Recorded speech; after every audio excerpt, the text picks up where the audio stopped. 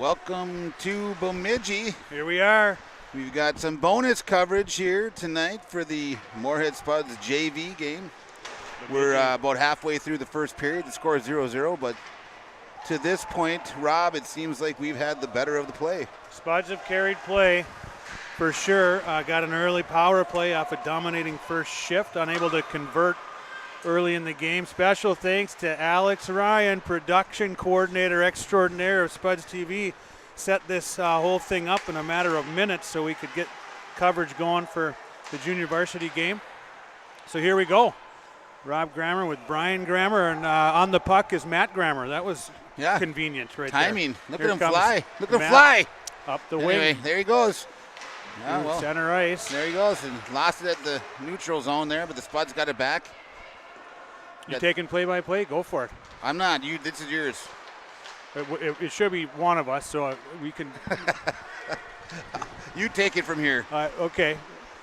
Either way, so Wilson now back to Baumgartner in the neutral zone. Comes near side for Grammer. Gets by everyone. Will go for an icing. Well, we needed that icing so we could collect ourselves up here. Yeah, us if anything, for sure. Yeah. I don't know what we're out of sorts about. Alex is the one who put in all the work here. But we're up and going. And thanks to Mike Simonich on the camera. Interesting setup here for us as the camera's down low. We're up in the press box due to the amount of media coverage expected here tonight. Okay, shot for the Jacks. Rebound attempt. Judd, two of his most challenging saves of the night thus far. Little battle ensues in the corner there, and Alderson's going to come away with it for the Spuds up the near side. Nice little move. Come out of the zone, just gets away from him now where Holmberg's going to get on it. A little move by Holmberg, tries to rotate it, but the Jacks pick it off. Centering attempt just misses. Good defensive stick from Baumgartner there. Now Blythe up through the middle, finding some space, but good collapsing defense by the back pressure of the Jacks eliminates that rush. And here comes Alderson, poked away from him, and now Blythe on the attack.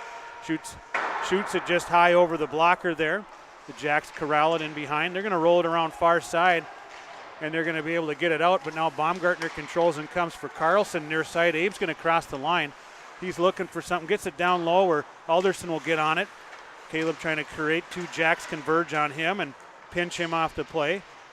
Now Carlson gets there and helps. Gets it up to Baumgartner. He's going to work across the line. Back down for Carlson. Up to Holmberg. Holmberg looking for a shot lane. Gets it through. Tipped on twice. Hits the post. And we have a net that has come dislodged from what I don't know, Brian. It's a tricky goaltender move, you know. Put a lot of pressure on you. Somehow can kick that net off a little bit, maybe get a whistle. I'll tell you what, that was a nice play by Holmberg. He was patient. He waited for his screeners to get in front of him. People screened the goalie, and then he put it in there in a nice low shot, and we tipped it, hit the post, and didn't go in. But the way we're pressuring, something's bound to go in soon. Yeah, that was a great call on that. Good puck movement. Good job by Holmberg waiting for traffic. So now it's down. Simonich trying to win that puck. And Ness is going to come away with it, but then checked off by a Lumberjack who's trying to come up near side, met by Lammers, but it does get out to the neutral zone where the Jacks will enter with control. Throw it just wide at Judd where he sticks it onto the corner. Jacks roll it around near side, but Lammers is going to try to come out now. He peels it back, goes far side for Bernard. Bernard tries to get it to Simonich, but a good stick by the Jacks there keeps the play alive. Play continues high in the zone. Simonich able to clear where the Jacks will regroup, send it back in. Now Stenjum looking for a play, goes across to Bernard, and he's going to come up.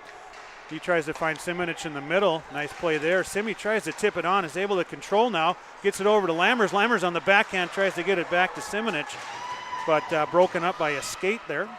And it's spun back in by Ness, but the Jacks pick it off, trying to come out. Good pressure from Lammers. Now Lammers pressuring behind, forces him to wrap it around for Stenjum. Stenjum keeps it in, but only momentarily now. Bernard, Stenjum, back across for Cullen Wilson. He's going to regroup and come back for Stenjum, and here comes Max on the attack with speed. Tries to sidestep a Jacks defender, but they're able to converge on that and clear the zone where Bernard will regroup for the Spuds. Aiden Bernard looking, finds Lammers in the middle. Easton's going to loop it back, and on the attack comes Lammers. He saucers it up there to Wilson. Gets by everyone. Spuds on the attack now, but the Jacks are able to clear it out. Where now Songstad's going to regroup in the neutral zone. Over to Foster, and Foster gets it rink wide up for Asham. Asham's in pursuit now as it gets away from everyone, and the Jacks peel it back, far side, come back again. Now near side on the wing, and they're going to try to exit, and they don't connect on that pass. Asham will turn it back, but gets away from Grammer there. Now the Jacks up the far side. Try to clear it, but Foster intercepts, and he's on the attack. Here comes Burt with some speed as he crosses the line. Drops it for Wilson. Wilson snaps it up over the glove. The Jacks are going to try to come out, but Songstead holds it in. Gets about halfway down, and the Jacks are going to throw it the length of the ice for an icing. The Spuds, the JV and the Varsity have had similar games this year where they come out and they really dominate the first 3, 4, 5 minutes. And then, it's hard to keep that pace up. The other team kind of caught up now, and they're kind of settled down, and Bemidji seems to be more into the game now. They're certainly gaining some confidence with the puck, are the Jacks, and puck is down again. Now it's tipped away from Baumgartner. We got a 2-on-1 forming for the Jacks as they enter.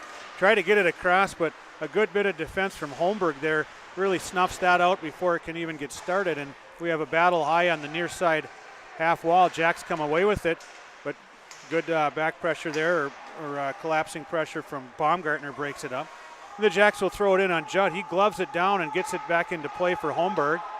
Offsides here. I don't know if you could pick that up on the audio. It was the official that was hollering on a delayed offsides, but the Lumberjack players didn't realize it and forced him to blow it dead.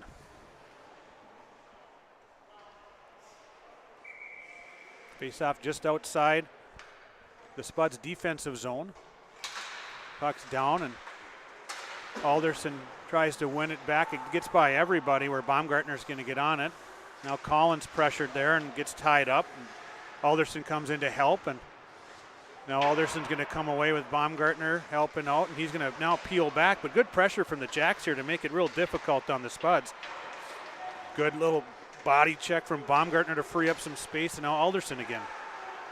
He's going to peel it back. Now comes over to Holmberg, who hits Carlson but gets away from everyone, and the Jacks are going to throw it back in now where Judd's going to set it up. Nobody really going after it too hard, but Baumgartner does get there. Tries to backhand it up for Carlson, but it gets tipped away to center ice where we've got a foot race. Now Alderson's going to gain control and enter on the far side. Coming on the right, trying to get it in for Carlson. Good play. Now Blythe on it. Blythe back to Bernard. Bernard steps into one, but that's tipped away out front. And now Alderson's got it.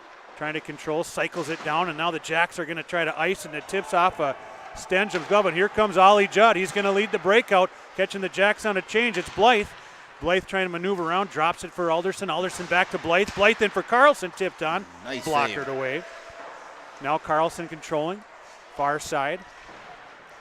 Trying to hold it in as Bernard. It does clear the zone, and he flips it up out of play. Yeah, this game has really evened up over the last few minutes. The Lumberjacks are playing to their strengths, which is, to me, it seems like they're a physical team. They want to come out and hit the Spuds, and it's kind of throwing the Spuds off their game a little bit. You can always expect that when you come to Bemidji. The Jacks are going to play hard. They're going to make it tough on you to come up the ice, use their bodies, and be physical, and absolutely the case here. As Stenjum turns it back, Jacks pick it off. They're going to snap one in off the side of the net. Short side, here's a puck out front. Good bit of defending. Judd's down. Puck goes behind the net, and now here comes Simonich, and he's got some speed. Out come the Spuds. We got a 3-on-2 forming with Simonich, but he's forced unexpectedly. A nice, clever play by the Jacks defender, but Ian Simonich had a great shift there. He saved a goal on one end. He came flying down after he saved the goal and had the puck, and he caused the penalty, so he drew a penalty. So great, 15 seconds there from Ian Simonich. Yeah, and he had that speed coming up, which the Jacks defender did a nice job of forcing him, but he got a stick right in the wrong spot, and now we're going to have a Spuds power play. Nice play by Foster to knock that down and keep it in the zone. Songstead, a back pass to Lammers. The Jacks get it. They try to fire it down. Burt can't quite keep it in with his skate, and now Songstead's going to regroup. So we have the Simonich unit out with Xander Ness and Easton Lammers. Songstead and Foster on defense for this Spuds power play, and here comes Simonich now. Crossing the line with control, slowing up, now trying to get set up, and we've got it set up now with Songstead. Coming back for Simonich, one-time shot. Blocked out front, and the Jacks are able to clear, but here comes Judd again, taking advantage of a Jacks change. Gets it to Lammers, and Lammers is circling. Here comes Easton with speed. Gets through one, gets through a second, trying to control. Tipped on. Good play by the Jacks goaltender there to poke that one away from Easton, and he covers up. Lammers was dancing there in the slot. He thought he had something going, but he made 2 moves, but couldn't quite make the third one. But we got a offensive zone face-off, so that's good. So we got the Wilson, Grammer, Asham, sophomore line out on this power play attempt here for the Spuds, along with Baumgartner and Holmberg on defense. The Jacks cleared all the way down, and Judd's out to set it up for Baumgartner. Comes Colin, but he's forced to peel back. Now he's going to try the other side. Baumgartner up the near side, gets it to Grammer. Grammer loses the handle as he's forced hard into the wall. Now Holmberg's going to go back for Cullen Wilson. Here comes Cullen now in space, looking to set up, drops it for Asham, but took Colby by surprise there, and the Jacks are able to clear it all the way down. And now Judd's going to play it around for Holmberg. Holmberg with some patience here, trying to set up, goes rink wide to Asham, and here comes Colby, chips it up to Wilson, tries to touch it on back for Colby, but that's intercepted. Now play continues, and Asham gets control. But the Jacks are up and smothering defense with pressuring all over the ice, able to eliminate that play, and here they come clearing the zone right now, 1-on-2, and he's going to shoot it in on Judd, and now pressure Baumgartner. Here comes Colin up the far side to Wilson. Wilson looking to make a play up the ice, is crossing over to Grammer. Matt Grammer now crossing the line, drops it for Asham. Now Asham has space, goes back to Wilson. Wilson looking, tries to get a shot away, but pressured just in time by the Jacks defender to knock that away. Now we got a breakaway for the Jacks. Here they come in transition. Good bit of defense by Bernard to eliminate that chance, and now Matt Grammer trying to clear, but Jacks keep it in. And that was a quick period. That brings the first period to an end. And just like that, the buzzer blew and caught us by surprise. 0-0 after 1. I think the play really did even out for the second half of that period. I don't think the Spuds, it's too bad the Spuds couldn't get a goal in the first 5 minutes there. They really controlled the play, but they just couldn't put one in.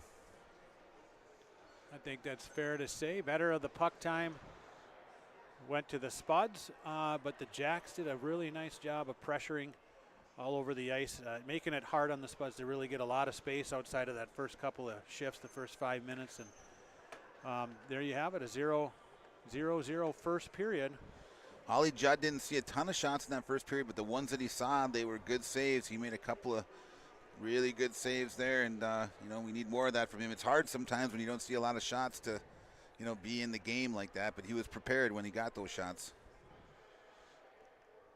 So junior varsity hockey will not clean the ice at the end of the first period, so we'll stick with you here, as it should just be a couple of minute break. Bonus coverage on Spuds TV, brought to you by Muscatel Subaru. I don't know, Rob, but do you know, did Paul Bunyan ever play hockey? I don't know that he did, but he must have. I mean, he wielded, what is that, yielded? No, he wielded a big stick. But I think he just kind of probably provided the lumber for most of the buildings in town. And the hockey sticks. I don't know that he played, but yeah. We'll ask a local. When they used to be wood, he provided a lot of those sticks up to the Christian Hockey Company up in War Road. Yeah, which that causes its own issues. Right. We probably don't have time for that story right now, as we're about to start the second period. And Brian, I know we've got people watching as far as Land O'Lakes, Florida today. We got Uncle Dan and Aunt Pat Grammer tuning in to watch Spuds hockey, along with Uncle Dick and Bob Grammer. So we're reaching as far as Florida. Here comes Blythe around the net, circling, looking, gets it to Songstead. Songstead rips it through traffic, but it's blocked out front. And the Jacks try to control, but pressured by Carlson. Now Blythe gets it up top to Foster. Foster works it across to Songstead, who snaps it on, tipped by Alderson, but goes just wide. Blythe in there for puck recovery. Now Alderson to Blythe, and Jace tries to work his way through and tucks it 5-hole, and the Spuds are on the board. Jace has been, that was a good goal by Jace Blythe, and he deserved it. He's been working hard this game. He's been making a lot happen out there, and he was rewarded with the goal. Great work by Blythe, and I think the old Crookston natives down in Land O'Lakes brought some good luck to the Spuds as they made this trek down Highway 2 often. Jennifer and Todd Nelson are also down there watching from Crookston. A bunch of old Section 8 Northwest Minnesota natives tuning in to watch Spuds hockey. The real disadvantage when they don't redo the ice between periods is if you're an announcer and you have to go to the bathroom. That's one of the problems. But you got to tough it out, you know. It's one of those things, yeah, that you don't learn until you're actually in the moment. Yep. So Alderson's going to step in for the draw. Jacks win it back to the point. They snap one hard through traffic. Good release there, but it's blocked out front. Judd's going to glove that one as it lollipopped into the air and get a whistle. Nice smart play by Judd, you know. The thing didn't look like it was to their advantage, and he just wanted to stop playing, get another face-off, and let us regroup. So it'll be Alderson again in on the draw. Jacks win it again. They get it up top, try to snap one through. Actually, a little entry pass back to the center, but that didn't fool Songstead, and now Carlson comes away with it. His pass just gets away from Blythe, and that'll go for an icing. A little bit of choppiness here after the Spuds scored. 16:01 left in the second. Another defensive zone face-off here, and let's see if we can win this face-off and get a good breakout. Joey Simonich steps in. The Jacks win it again. Another quick shot, but that's blocked nicely by Lammers, and now Ness gets it to Lammers, who had a little seam, but it got closed off in a hurry. Now the Jacks try to control, but gets by Baumgartner, so Simi's going to be back in pursuit, and he gets it over to Holmberg, and it continues on for Lammers, and he chips it back where Baumgartner's going to control. Collin tries to come up the near side, but escapes away and goes back for Holmberg. Holmberg escapes again as the Jacks have every outlet cut off. But here comes Holmberg. Good bit of presence from Holmberg, and he's going to rotate the ice again back to Baumgartner. Now Baumgartner looking to exit. Gets it to Lammers. Lammers is hit hard on the wall. And now Holmberg. But Ness touches it back for Baumgartner, who snaps it up to Simonich, and now Ness is on it. Xander Ness with some speed. Drops it for Lammers. Lammers in. Dipsy-do. Backhand. Forehand backhand goal. School song. Good puck support by Xander Ness, and that's really what created that goal. He was right there to pick up the puck. He brought it into the zone with some speed, made a nice pass, and the rest was done by who scored? Well, that was Easton Lammers. Easton Lammers. Yep. Good bit of patience by the Spuds there, as the Jacks really did a nice job of cutting off a lot of passing lanes, but they finally get one up in the neutral zone, up to Simonich, who touches it on to Ness with speed, and then he gets it to Lammers, and Lammers with that dipsy-do through the legs and goes forehand, backhand, tucks it up high. We got 2-0. Now Wilson wants some of that action. Slides it to Asham. Quick shot through traffic, tipped on. Wilson to Grammer. Grammer's going to score. And the Spuds have the third of the game. There it is. Down in Land O'Lakes, they are cheering like they just won the gold medal.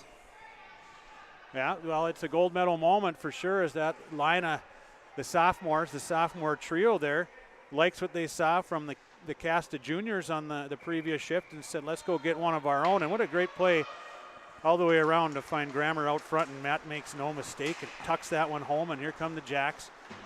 You got to think a little bit of life is sucked out of the Jacks after a strong first period here with 3 quick ones by the Spuds, and we'll see how it goes. Now Bernard slides it up for Grammer, trying to get out, but the Jacks hold it in there, but Matt's able to get it out, and they chip it on, but they're going to call an offsides here as it hit a Jacks player who was down on the ice.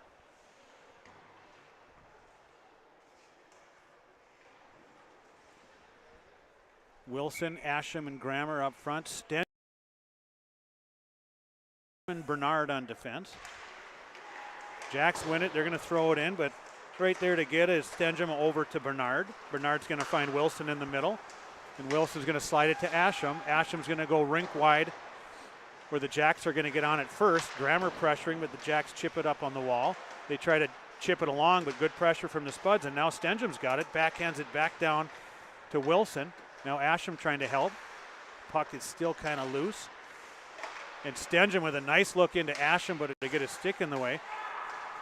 Matty Grammer back pressure there, forces a turnover. Now Stenjum to Bernard as the Spuds trying to turn it back quickly. Up to Asham, and he's hit hard with a big open ice hit by the Jacks there. That might have been head-to-head contact. Asham's getting up pretty slow. He's stunned, and the Jacks are on the attack. Here they come, trying to drive the net. They're going to score. Wow, that's a momentum changer there. A big physical play in the neutral zone by the Jacks, and they go in transition, do a heavy wide net drive, and they had someone going hard to the front of the net, and that works a lot. That's a timeless play. You know, I didn't get the, you know, I thought I saw it, but it did look like Ashine might have had got a hit to the head there, but he was stunned, and the Spuds then were stunned after that because they just came down in the odd man advantage and put her in the net. So the Jacks get the response they need, 3-1, 13:35 left here in the second period. Alderson now reverses it to Songstead, chips it on for Blythe, and Jace has space here. He's attacking on the edge. Jace Blythe tries to center it, but a good stick from the Jacks defender really eliminates that opportunity. And now Alderson controls. Looking, cycles it in behind for Blythe, far side. Blythe up top, where Foster controls, comes across to Songstead. Now Songstead looking to create, works down low. Little back pass to Carlson on a scissor play down low.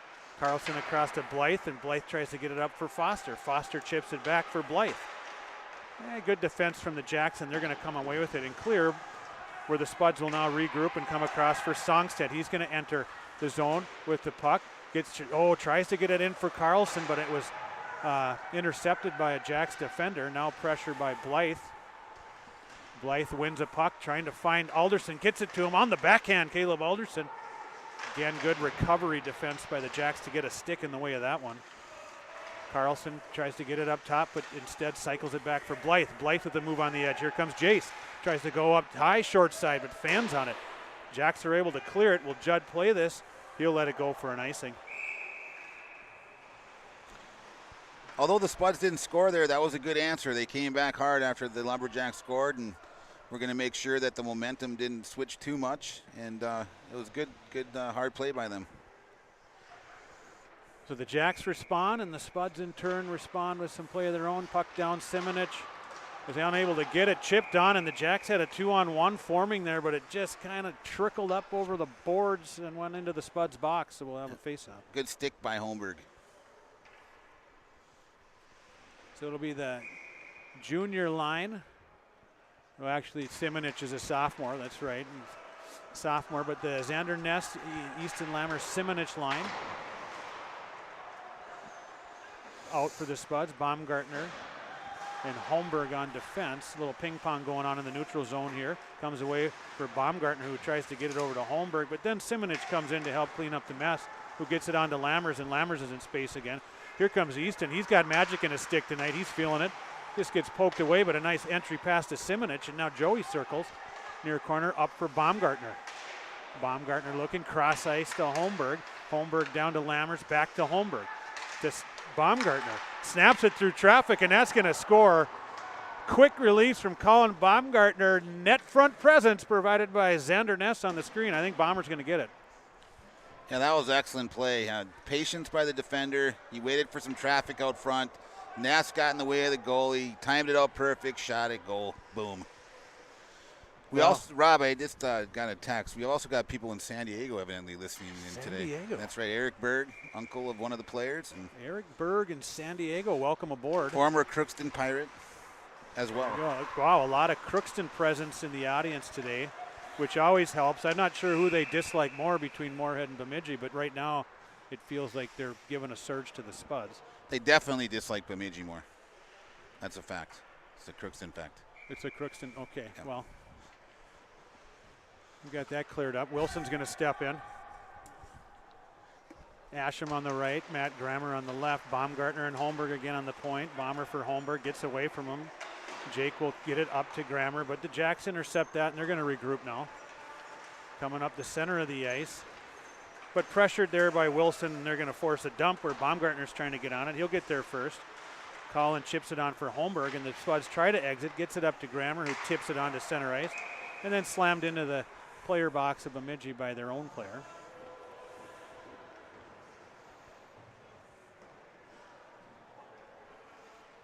.10:57 remaining in the second period.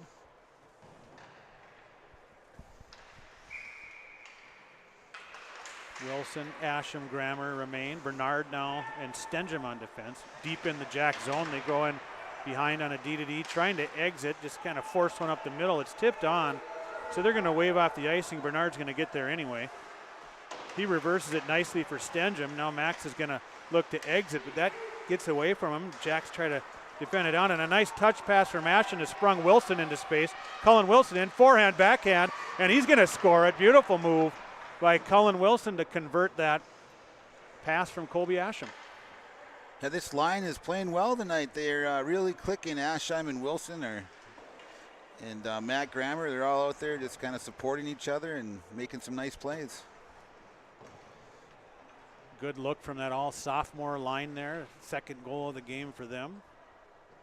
Nice play by Asham to quickly just lay that into space for Cullen Wilson, and Wilson shows his speed, gets on it, gets the edge.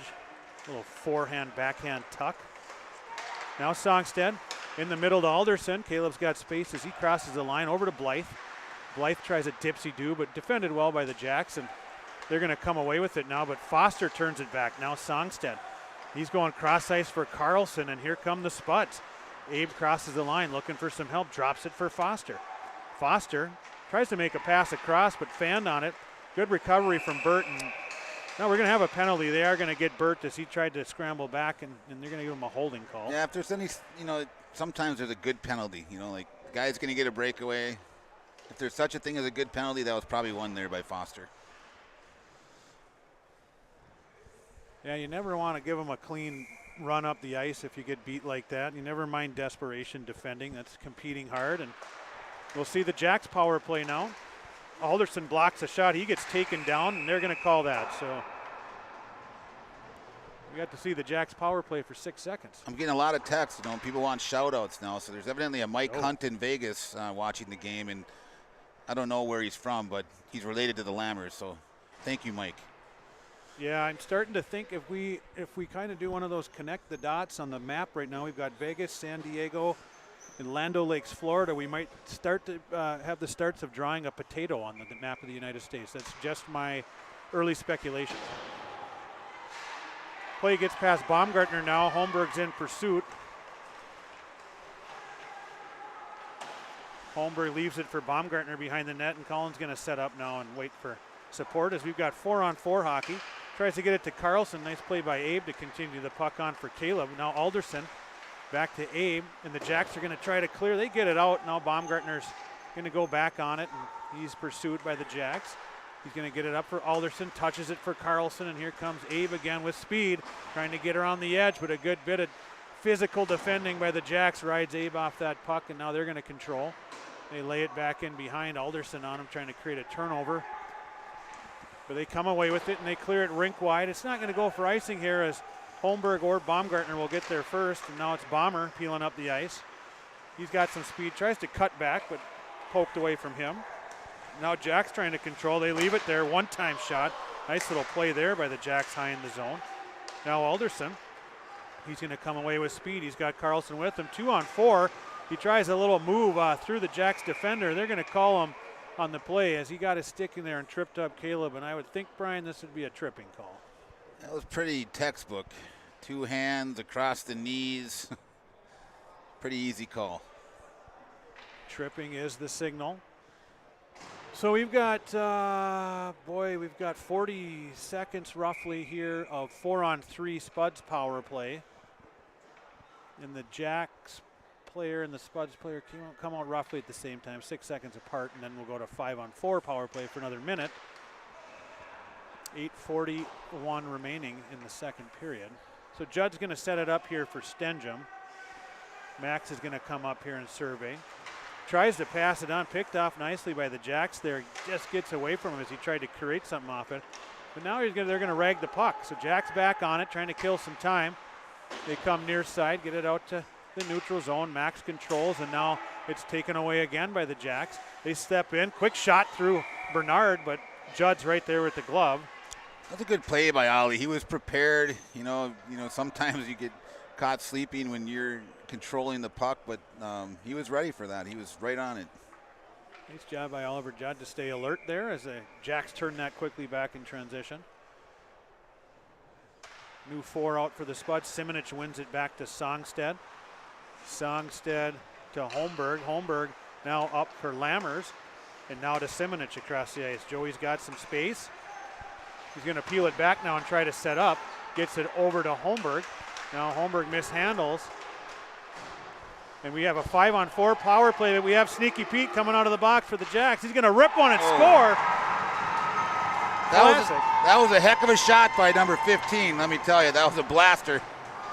Ripped it past the glove of Judd, and it's that old confusion around when the penalty expires, and the Jacks slipped a guy out behind the Spuds defense at the exact right time when they were able to get it to him, and really just a rip of a shot coming on that far wall, and we got a 6-2 score. Boy, is that right? Is it 6-2? It feels like they put one up on both sides. Yeah, I think it's 5-2. 5-2, yeah. They're just trying to confuse us up here. That's not hard to do. No, not at all. The Jacks are going to send it down. They're still shorthanded here. Spuds have 50 seconds left on their power play. Here comes Songstead. He's got speed and space. He's trying to get on the edge, and he's taken down, but no call there. Jacks rip it around. They are able to clear it all the way down the ice. Judd's going to come up trying to catch that transition play again. Songstead up to Ness. Ness gets ridden hard off the play. Songstead loses the handle. Back to Foster. Now Lammers controls. He's got the edge, and Easton's got space. Here comes Easton.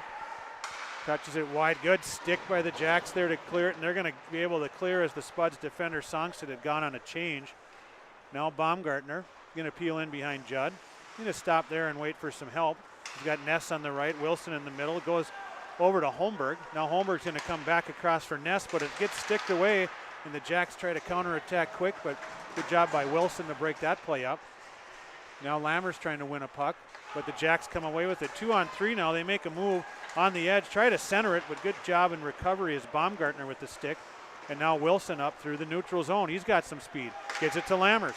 Lammers back to Wilson, but it hits some traffic and deflects. Now a quick little back pass to Asham on the short side, but that doesn't connect, and now the Jacks are on the move. They clear it past Bernard. Good job at Aiden to get a little chip on that guy. Now Matt Grammer with a little nifty move, looking like Evgeny Milkin out there. Here comes Matt Grammer, snaps it high, short side over the glass. Gets away from Bernard, and now the Jacks are on the attack, but Oliver Judd says not today, and he clears it. Now Stenjum is going to snap it up to Asham. Here comes Colby Asham with space. He's got Alderson in the middle. Gets it into Caleb, who drops it for Grammer, who steps into one. A nice job of converging defense by the Lumberjacks. Gets a stick on it. Now they're on the counter. Jacks in, a little dancing move, puck loose. Judd right there. Boy, that was a fortuitous bounce right on the stick of a Jack player in the prime scoring area, and Judd's there.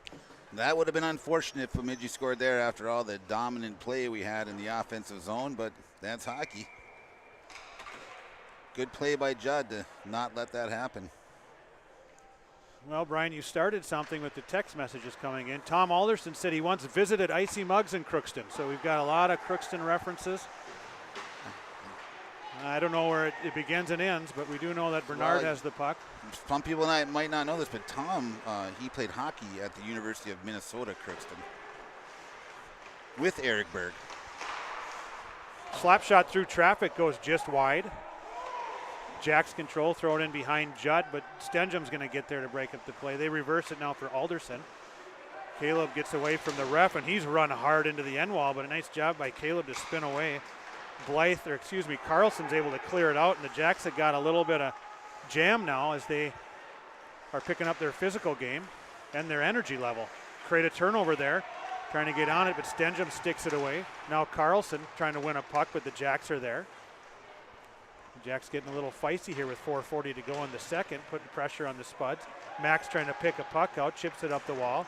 Again, chips it on. Carlson trying to win a battle there, and the Jacks are able to keep it alive, but now Stenjum's coming up the ice, and that's chipped on, and Alderson gloves it down to himself, and here he comes, Spuds, Carlson. He's going to find Blythe across the ice. Jace is going to step into one, rebound there, but the Jacks goaltender covers it up. He was laying there right between the 5-hole for just a split second, and we just couldn't get there to tip it in, but close play. That was a vigorous shift by the Lumberjacks there as they're trying to seize that momentum of getting that second goal and get another one, and they're playing hard, and here they come now with some speed up through the center of the ice. Here come the Jacks. They chip it on. Songstead knocks his man to the ice, and now Dalton Songstead he wants a little rough play of his own here as he's going to pick up his physical play. Dalton defending hard. Jacks control. They're going to roll it in behind Pick it up in the corner. Good little cycle play, but it gets away from them. Now Lammers is coming to help. And Simonich is going to come away with it. Here comes Joe Simonich. Banks it out to center ice, but the Jacks slam it back in. Near side corner where Songsted's going to pick it up. Songstead sidesteps a Jack, but they keep it in, and they've got numbers, but they're going to call a penalty here. Songsted's coming up a little gingerly there.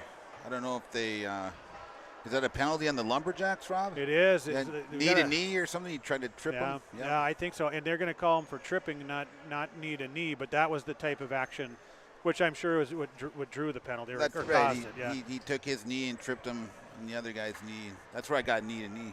It looked knee to knee, which is dangerous. That's a double knee. It's double dangerous. And that's true. And so we'll have a 2-minute Spuds power play, 3:38 to go. It's Ness to Holmberg. It gets tipped on, and the Jacks are going to clear it. Judd will set it up here now as Baumgartner comes back on it. Jacks are pressuring again, forcing Oliver to play it up to Ness. Ness taps it on for Simonich, and now Simi through the middle. Gets it sticked away by the Jacks, and they're on it again, and they're going to clear it all the way down. Easton Lammers lays a little lumber of his own over on the wall as things are getting feisty. Good news is the scorekeeper figured out the score was 5-2 and finally just switched it. So it's true. So on the Ryan Frisch Remax Legacy scoreboard, it is corrected now. 5-2 Spuds. 2:57 to go, and we've got a behind the play whistle here. Spuds are going to go off for a slash. Xander Ness. It's getting spirited, Brian. It's cantankerous for sure, bordering on incendiary at this point. That is correct, sir. This is Bemidji's game, though. They get down and they get physical. That's their game, and then they try to throw you off yours. And right now, they seem to be getting in our head a little bit. So the Spuds win the draw. Wilson back for Bernard. Bernard sets up there, looking, surveying. It's 4-on-4 hockey with that penalty now. Back for Stenjum. Stenjum tries to pull up, but the Jacks are able to get it. Now Matt Grammer tries to win a puck. Oh, Jacks throw it in. It fluttered up, but good reaction by Judd to glove that one.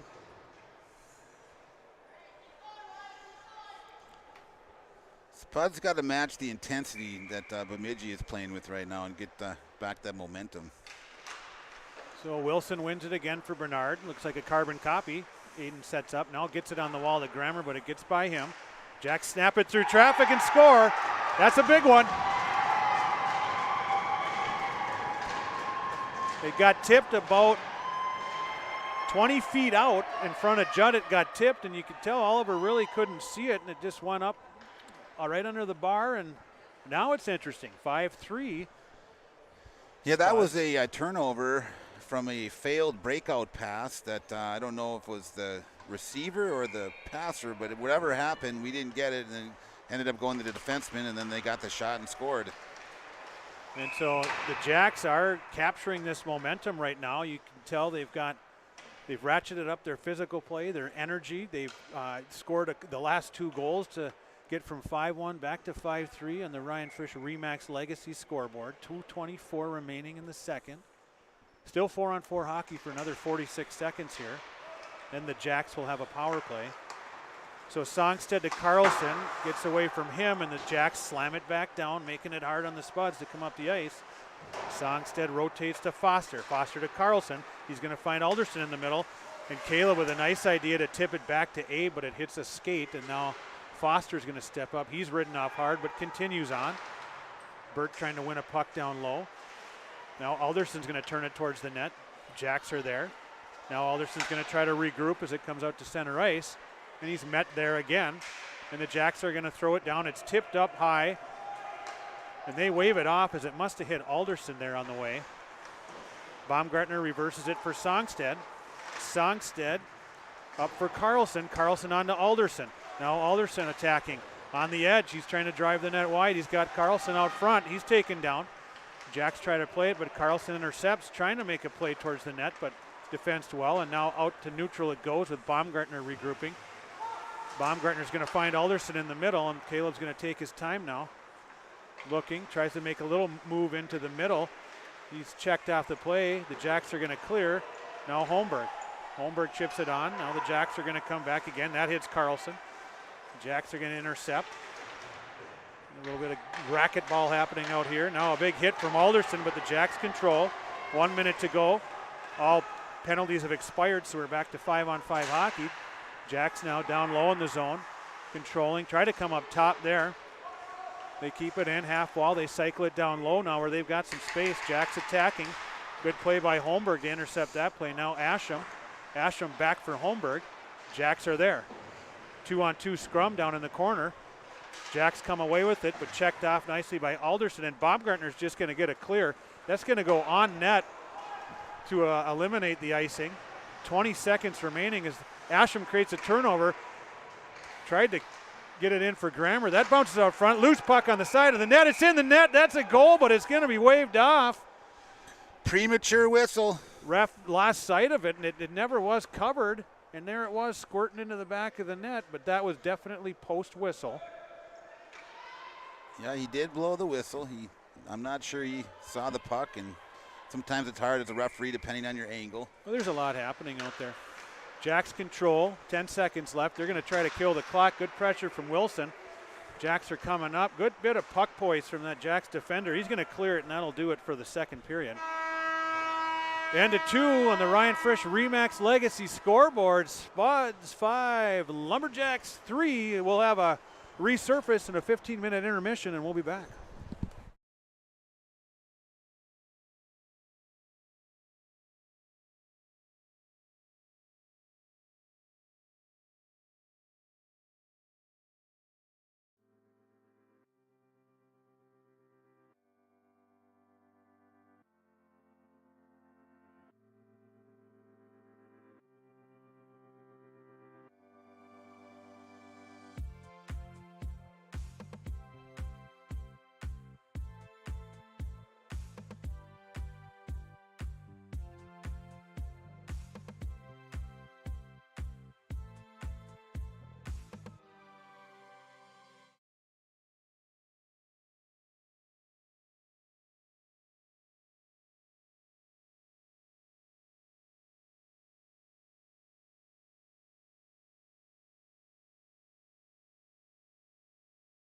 Pam is a small business owner. She is swamped. Pam knows she needs to advertise, but is overwhelmed by all the options. What if there was a way for Pam to have access to a team of media experts? What if this was at no extra cost and didn't require a contract? Meet Avenue Right. Save time, money, and get peace of mind that your advertising dollars are well spent.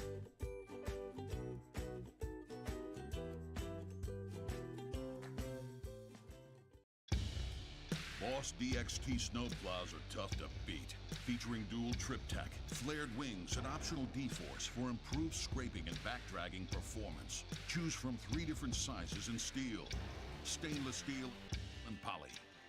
The Boss DXT is built to restore order. Your home for Boss snowplows is Bert's Truck Equipment on Highway 75 North in Moorhead.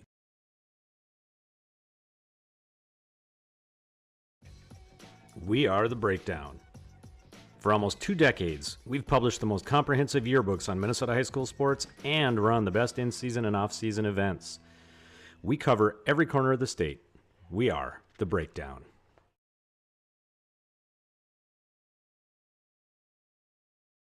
Before I became a real boy, life was easy. I just sat there doing sandwich stuff. But being alive is so hard. So if you don't want to get up to get a sandwich, you shouldn't have to. Natural talent, physical gifts, training advantages. To become a champion, none of that matters.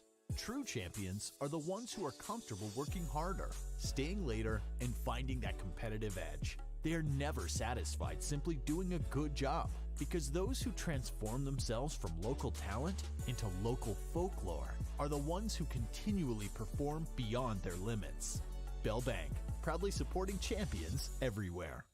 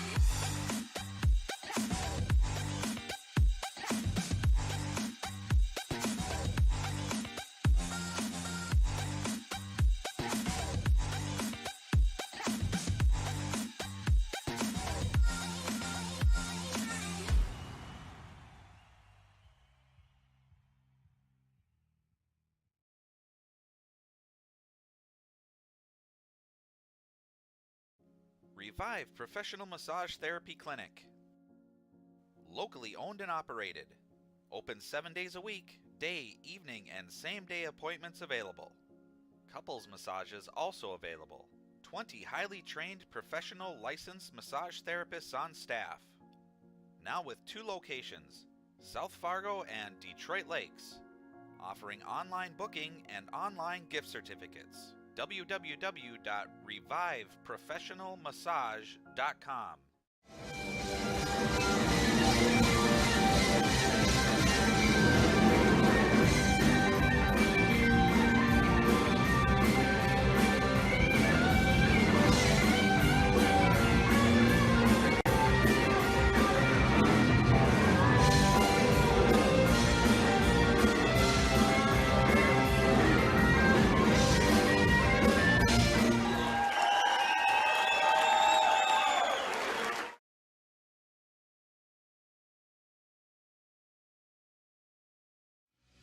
The M3 nonprofit is breaking the ice as they raise mental health awareness for our Moorhead community and our youth.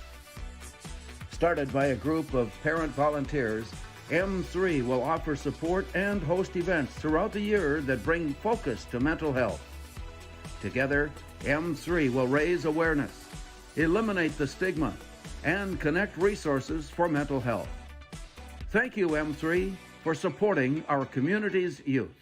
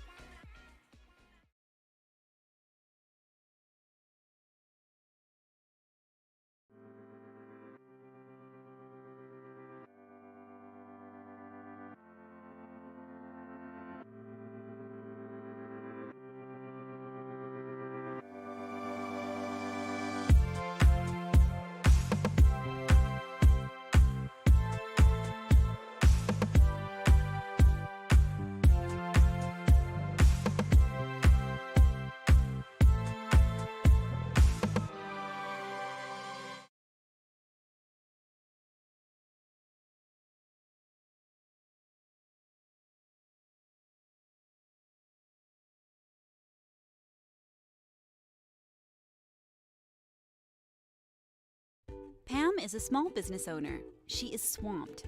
Pam knows she needs to advertise, but is overwhelmed by all the options. What if there was a way for Pam to have access to a team of media experts? What if this was at no extra cost and didn't require a contract? Meet Avenue Right. Save time, money, and get peace of mind that your advertising dollars are well spent.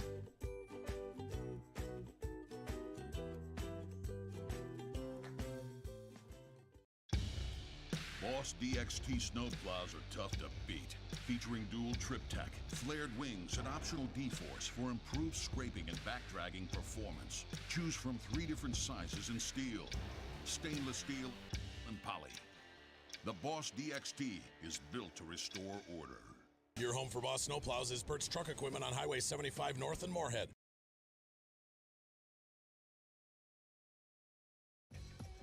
We are The Breakdown. For almost 2 decades, we've published the most comprehensive yearbooks on Minnesota high school sports and run the best in-season and off-season events. We cover every corner of the state. We are The Breakdown.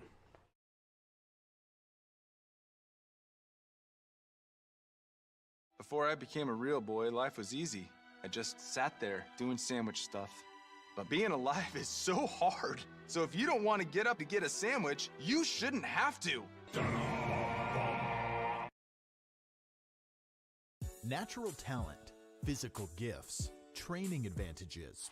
To become a champion, none of that matters. True champions are the ones who are comfortable working harder, staying later, and finding that competitive edge. They are never satisfied simply doing a good job, because those who transform themselves from local talent into local folklore are the ones who continually perform beyond their limits. Bell Bank, proudly supporting champions everywhere.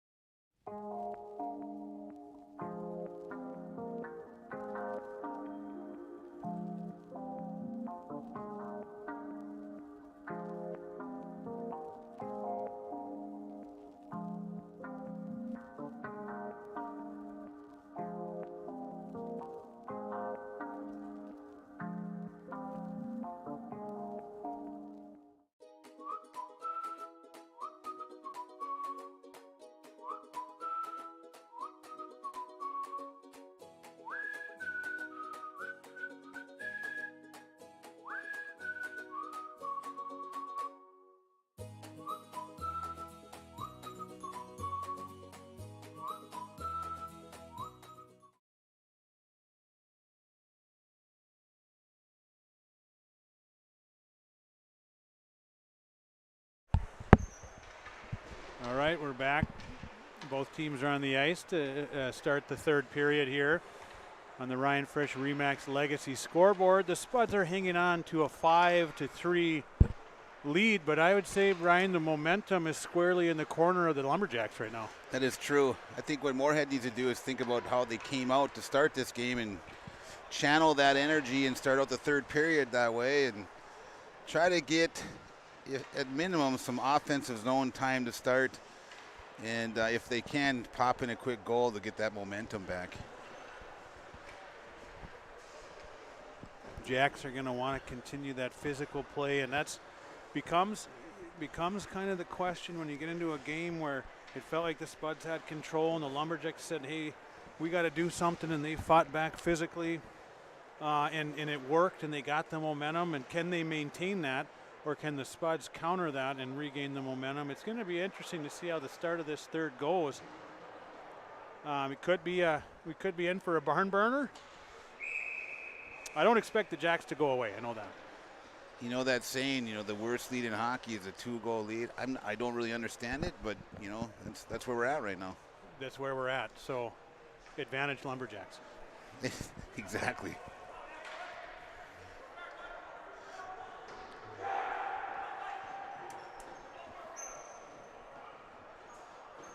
Lumberjacks are over there, and they're pumped up. You can hear them from up here. They're ready to go. Well, they think they found the formula for success against the Spuds. We're about to find out as Blythe wins it back to Foster, but it gets away from Burt. Hot pursuit in the corner to the left of Judd. Now Carlson comes in to help, and Blythe is going to come away with it. Tries to get it on for Lammers, but that goes in the corner. Baumgartner rides a guy off there. Baumgartner, they do get it up. Jacks wing it up top. They're going to snap one through traffic. Judd with the save. Puck's loose. Rebound lays there. Judd sticks it into the corner with a gaping net sitting there. Oliver was able to get his paddle on it. And now Carlson gets it to Baumgartner, who gets it on for Lammers in the middle. Now Easton's got space. Easton on the right side coming in. Quick low shot off the pad, sticked into the near side where the Jacks come away with it. They will get it out to center ice, but the Spuds will be on it. Trying to find someone up the ice there. Carlson to Blythe. Now Blythe steps around a guy. He's got Lammers going hard to the net. Good recovery defense from the Jacks. Eliminates that threat. Now Lammers out the seam, gets to an angle, shoots it off the goalie's leg pads again to the far side. Jacks able to clear, but now Lammers is going to turn it back again. Here comes Easton with some speed. Easton on the edge, it's sticked away into the corner. He'll get there first, gets it out to Blythe. Blythe quick shot, didn't get much on it. Jacks will clear for an icing. I'll tell you what, that centerman, number 40 for Bemidji, Austin Coe, might be in stature the smallest guy in the ice, but he went into the corner against the Spuds, against 3 of them, and came out with the puck and just about got a goal for his team with his effort. It's amazing to watch. Outstanding effort from that young man. Jacks gain control, get it out to the line. Holmberg's able to fire it back in to the far corner where the Jacks get it up on the wing, and they're going to try to exit again. Still trying to control. They do get it out to center, but Bernard's going to get on it for the Spuds. Get into the middle for Simonich. Bounces away from him, and now the Jacks are trying to enter the zone. Fan on a dump attempt there where Holmberg's going to chip it up the wall. Matt Grammer's able to play it on, and now we have a puck race. The Jacks are able to get there first, and they retreat into their own end and miss an up ice pass for an icing.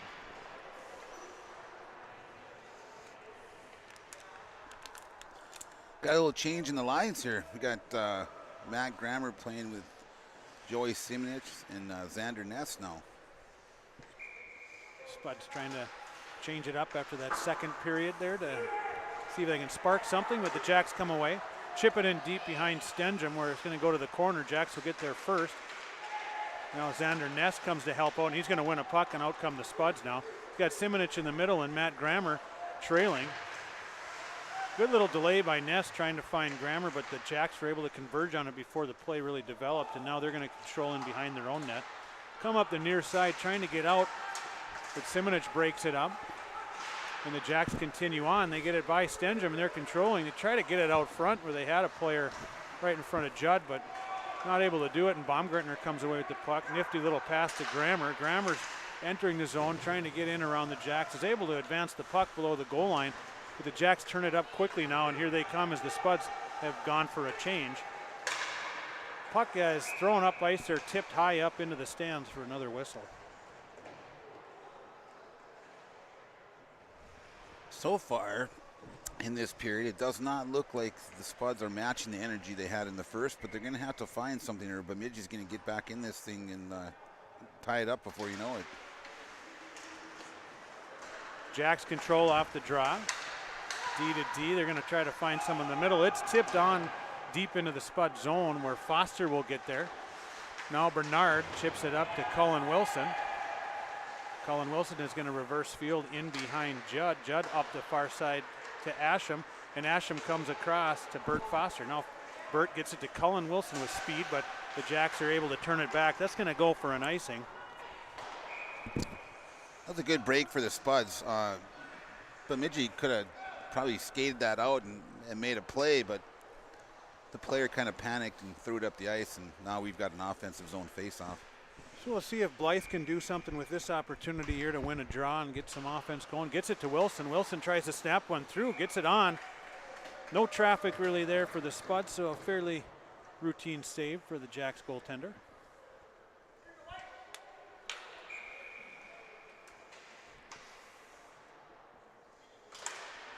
Jacks win this one. They reverse it far side where they're going to try to come up the middle. They do hit the center, and here come the Jacks through the neutral zone with control. Now they got it out front. Quick shot in on Judd. Blockered away nicely to the corner. Good reaction from Ollie Judd on that one. Now Blythe was able to dipsy-do his way to Wilson, and now Cullen's going to exit. Fights off a Lumberjack defender. Now he's trying to advance it, able to get it by another one. Now Asham in pursuit down low. And Wilson's going to help out and win a puck. Now Cullen Wilson trying to make his way to the net. Comes up the side. Now Asham trying to find a lane. Chips it up top to Bernard. Bernard goes back down low behind the net where the Jacks will get to it. Blythe intercepts a play there, and now Wilson gets it up to Holmberg. Holmberg can't quite handle it. Gets out of the zone, and now the Spuds are going to have to tag up, giving the Jacks an opportunity to come up the ice. They're going to come far side here, near side, I should say. And now they have some space in the neutral zone. They tip it on, but Holmberg intercepts, rides his man off the play. Carlson chips it in behind for Baumgartner, and now Collins going to find the wing, Lammers. Lammers gets it all the way back for Carlson with speed. He's got Simonich flying to the net. Goes back across for Lammers, but a good stick from the Jacks defender just barely is able to deflect that one away as the Spuds had a nice build-up there entering the zone. Now Baumgartner over for Holmberg. Holmberg up to Carlson, and here comes Abe, who gets it in for Simonich, but it hits his skates and bounces away. And now on the counterattack come the Jacks. They throw it in behind Judd. What a big hit. God, I hope that kid's okay. Abe Carlson there, a thundering check on the far side. Puck snapped on just past Judd, and the Jacks are going to get to it again. They have a little bit of confusion as they didn't know which guy wanted to take the puck, and here comes Carlson away. Delayed penalty coming on the Jacks. Finds Simonich. Simonich is going to go top shelf, and the Spuds convert. Really nice play there. I tell you what, I was worried about that Bemidji boy. He got hit right next to the Spuds bench, and his head went into that post. That's, you know, obviously you got a cushion on it for a reason, but it didn't look like it helped him a lot there.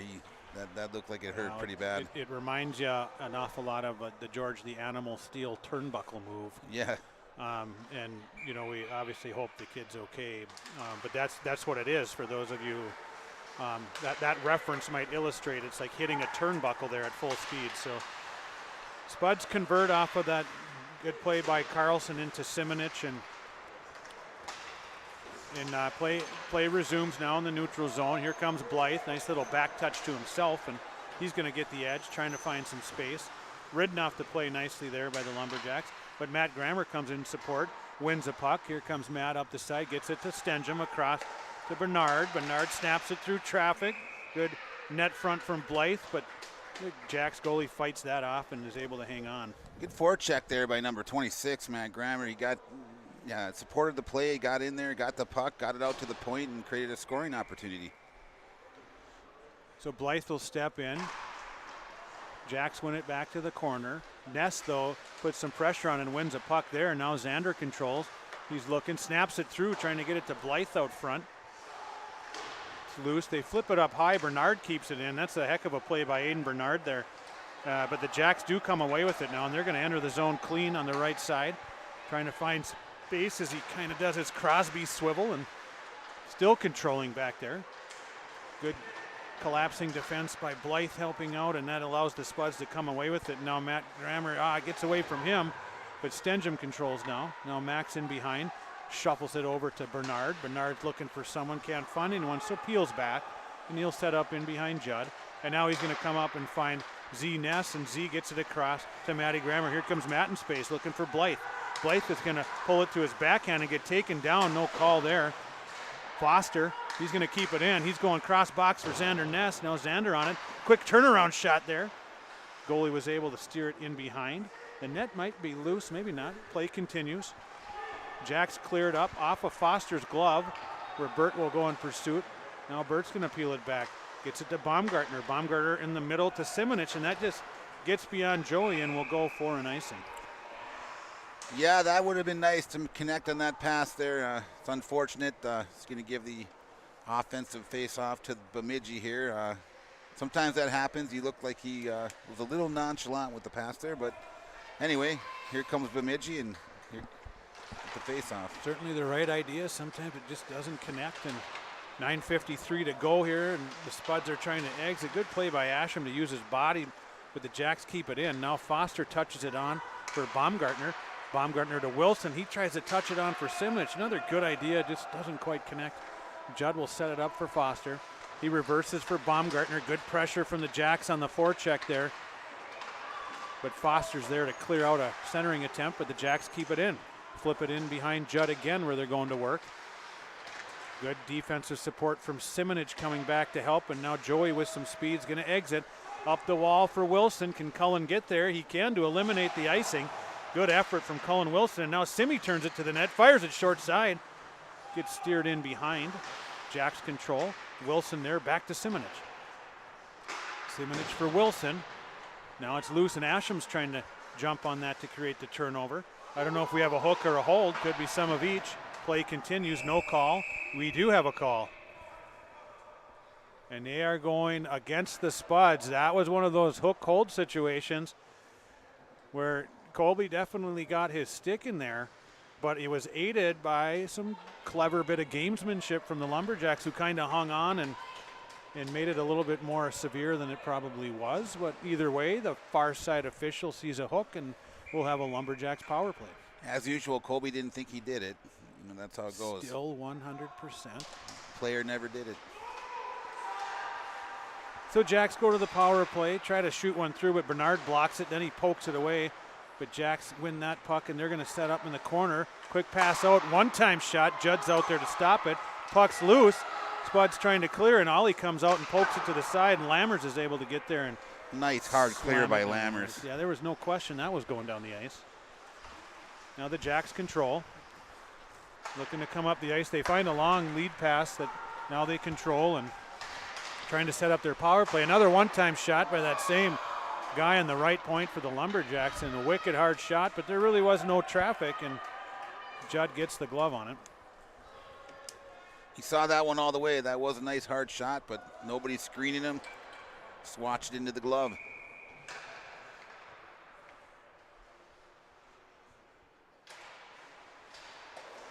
Now Lammers tries to come out, but he's taken down, and we'll have a penalty coming up on the Lumberjacks for tripping here.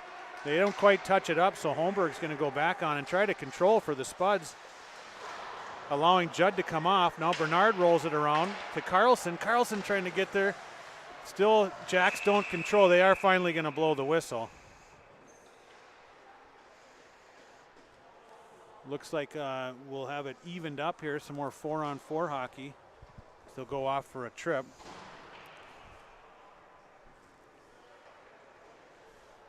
Got out there Xander Ness, Matt Grammer, Colin Baumgartner, and Stenjum. Puck's down. Jacks win the draw. They're going to rip it on a hard rim. I think he forgot, maybe didn't realize it's 4-on-4, so that will go for an icing. Yep, he did, and he's shaking his head. The coach shaking his head. They're looking at each other. Oh, well, sometimes that's, you don't know the situation. That kind of stuff happens, you know. It is more common than you'd think. As soon as you get a penalty, you just automatically shift over to short-handed mode. But 53 seconds remain. Now the same player chips it up over the glass, and he's like, maybe I should just go for a break right now. It's not going my way. Yeah, look, the coach made the decision for him and decided he was going to have a break.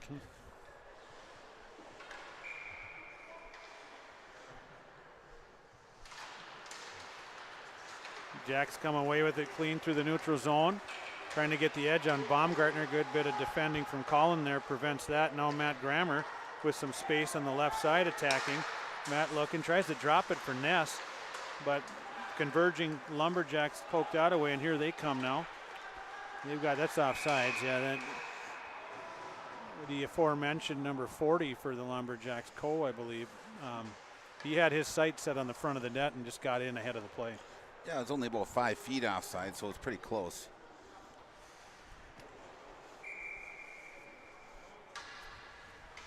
So now Blythe is in. Foster, Bernard.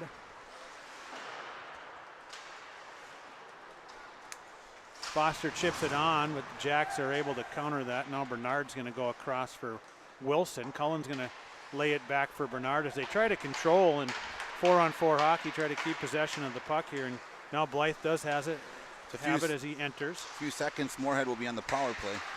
They control now, and Blythe on the half wall kind of trying to kill time waiting, but he's going to go backside for Foster. Nifty bit of stick work from Blythe. And the Spuds now are on the Herberts and Gerberts power play. Blythe tries to center it for Asham. Now Wilson controls. He's going to try to tuck it short side, but no dice. And now Asham controls. He's going to rim it back around for Blythe here.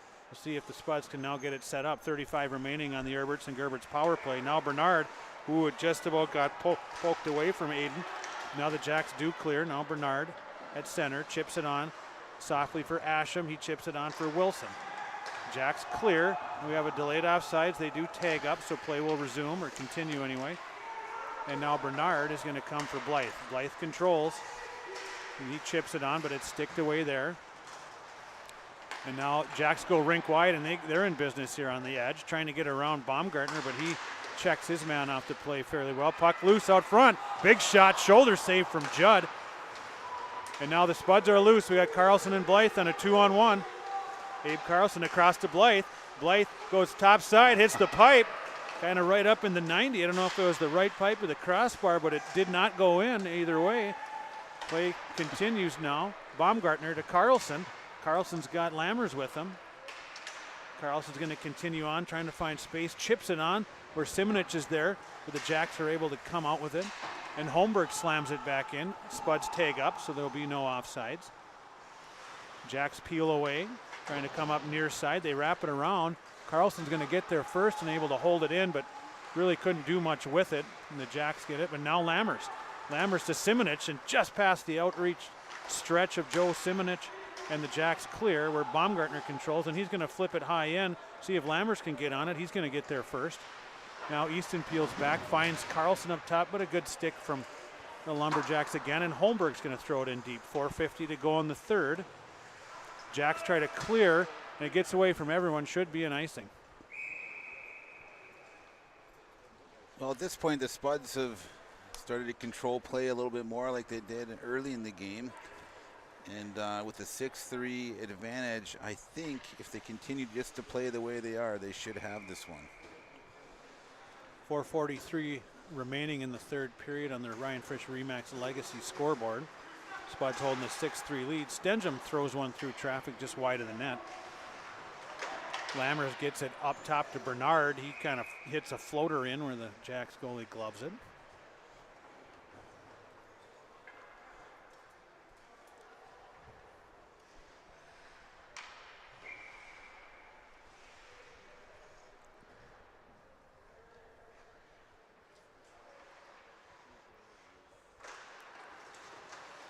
Puck comes back to Bernard.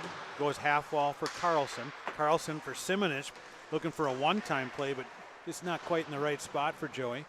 Play continues on the half wall.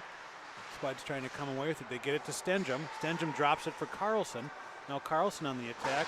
Lays it down. No, it's checked off the play there where it's a 50-50, but Simonich is going to come away with it. Tries to get it in for Lammers. Now back to Simonich. To Carlson. Just misses a one-time opportunity at an open net there. Play continues, scrum in the corner. Carlson trying to fight to win that puck, and Lammers comes away with it. Now Carlson to Simonich, tries to get rid of that puck, but it bounces over his stick. Simi throws it back in the corner for Carlson. He wins a puck. Comes Abe up to Max. Max tries to throw it across ice for Bernard, and it's picked off by the Jacks, but good job by Bernard to turn it back. Carlson lays it for Stenjum. Now Stenjum up for Simonich. And the Jacks chip it out again, and they're going to get on this puck with a potential break, but nice job by Matt Grammer coming off the bench there. Turns it back for Simonich. He's going to go cross ice for Ness, but that gets away from him. Now Grammer tries to chip it on, but the back pressure from the Jacks eliminates that play. Good pressure from the Spuds there, but the Jacks do come away with it. Now up the far side. Little drop pass. That looked to be offsides, and it's whistled as such.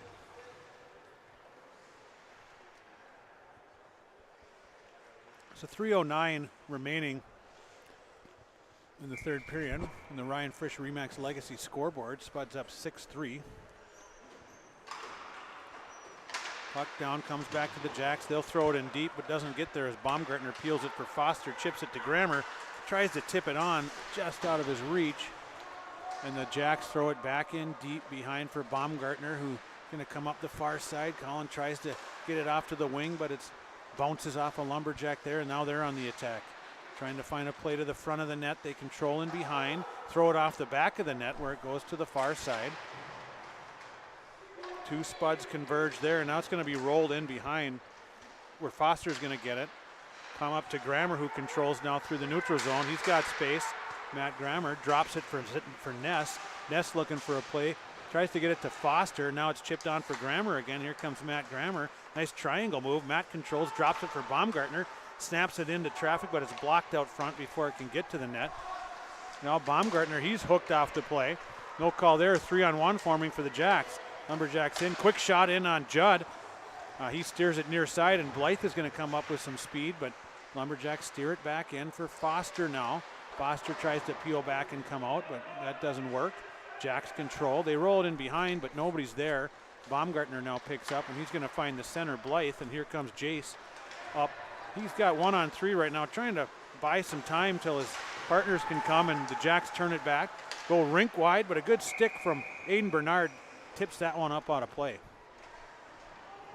Yeah, the interesting right now. There's kind of back and forth.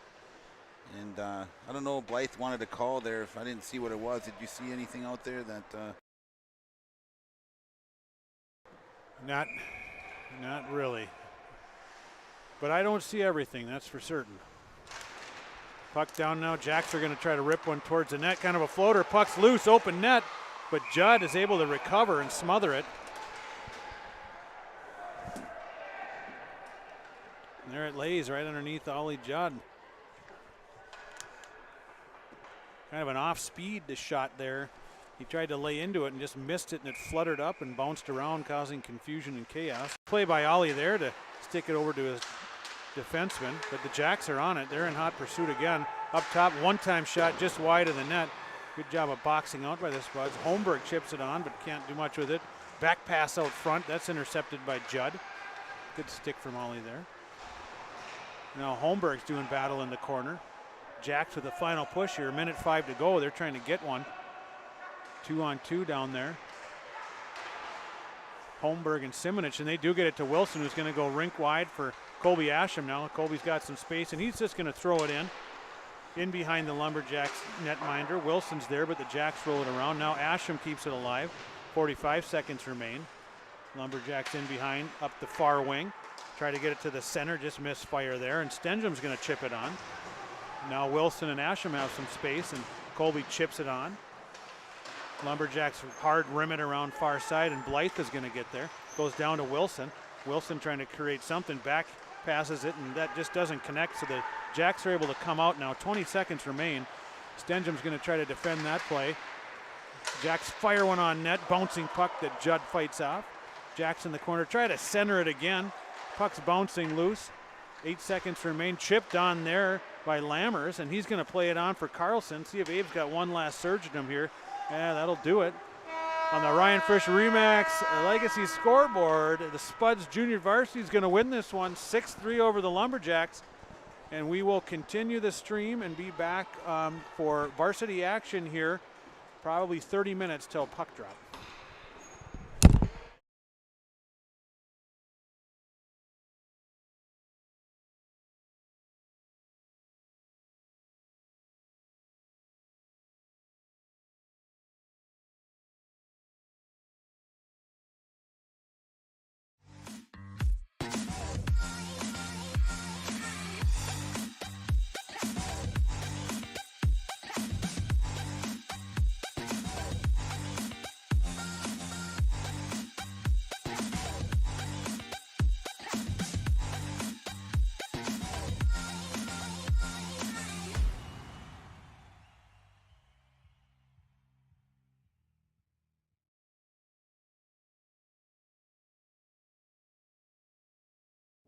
Revive Professional Massage Therapy Clinic. Locally owned and operated. Open 7 days a week, day, evening, and same-day appointments available. Couples massages also available. 20 highly trained professional licensed massage therapists on staff. Now with 2 locations, South Fargo and Detroit Lakes. Offering online booking and online gift certificates. www.reviveprofessionalmassage.com.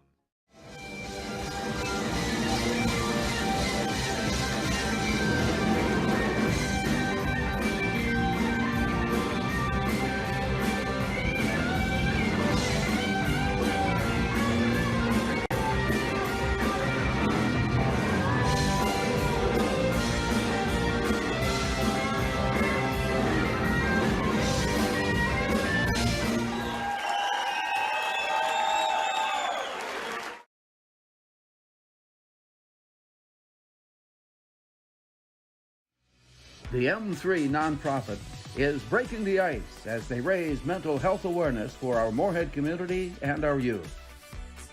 Started by a group of parent volunteers, M3 will offer support and host events throughout the year that bring focus to mental health. Together, M3 will raise awareness, eliminate the stigma, and connect resources for mental health. Thank you, M3, for supporting our community's youth.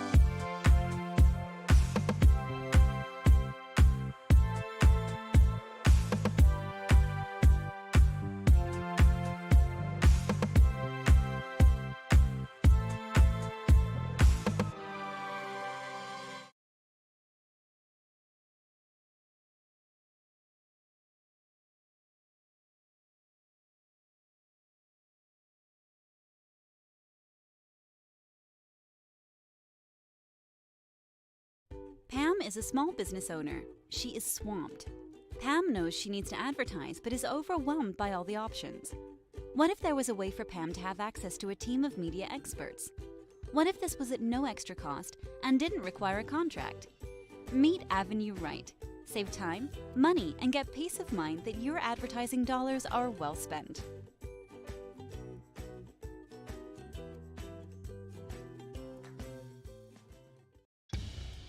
Boss DXT snowplows are tough to beat. Featuring dual trip tech, flared wings, and optional D-force for improved scraping and backdragging performance. Choose from 3 different sizes in steel, stainless steel, and poly. The Boss DXT is built to restore order. Your home for Boss snowplows is Bert's Truck Equipment on Highway 75 North in Moorhead.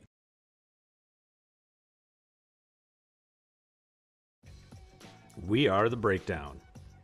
For almost 2 decades, we've published the most comprehensive yearbooks on Minnesota high school sports and run the best in-season and off-season events. We cover every corner of the state. We are The Breakdown.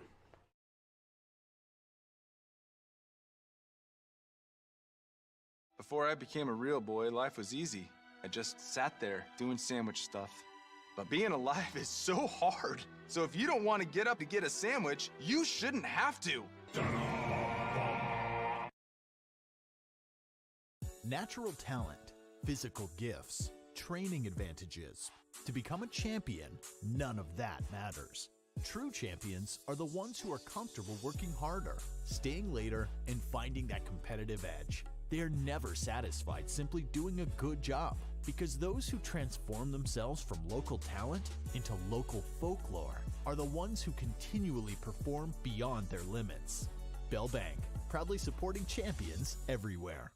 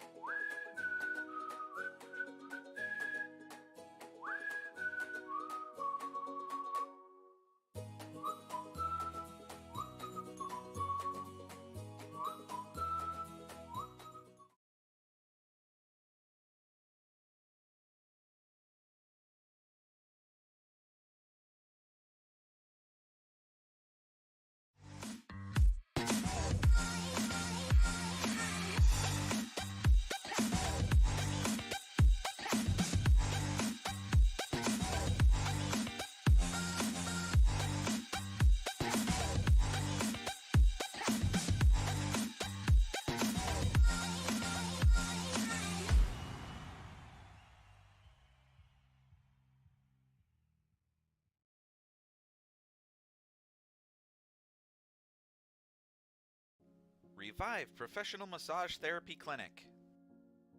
Locally owned and operated. Open 7 days a week, day, evening, and same-day appointments available. Couples massages also available. 20 highly trained professional licensed massage therapists on staff.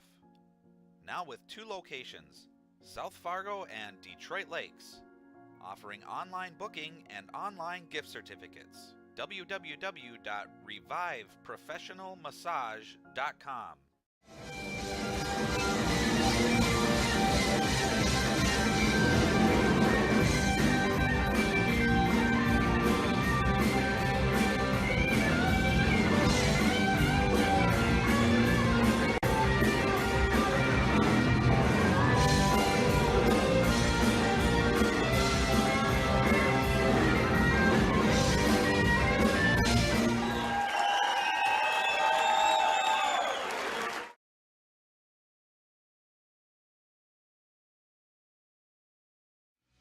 The M3 nonprofit is breaking the ice as they raise mental health awareness for our Moorhead community and our youth.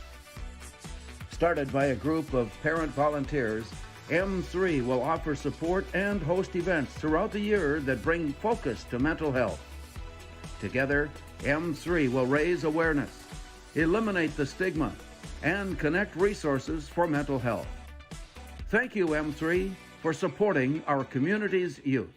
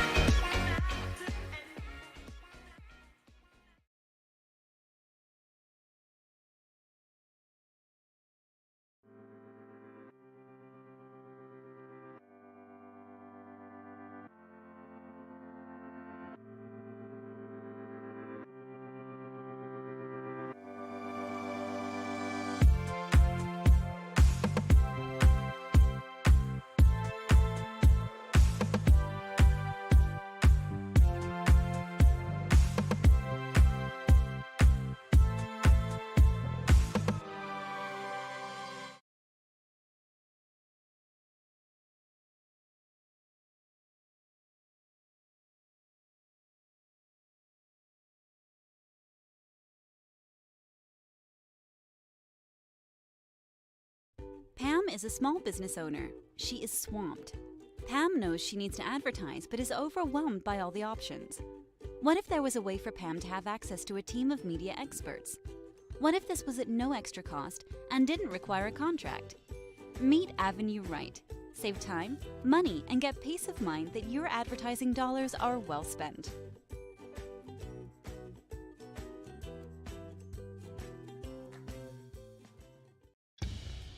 Boss DXT snowplows are tough to beat. Featuring dual trip tech, flared wings, and optional D-force for improved scraping and backdragging performance. Choose from 3 different sizes in steel, stainless steel, and poly. The Boss DXT is built to restore order. Your home for Boss snowplows is Bert's Truck Equipment on Highway 75 North in Moorhead.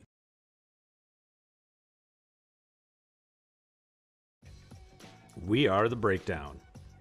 For almost 2 decades, we've published the most comprehensive yearbooks on Minnesota high school sports and run the best in-season and off-season events. We cover every corner of the state. We are The Breakdown.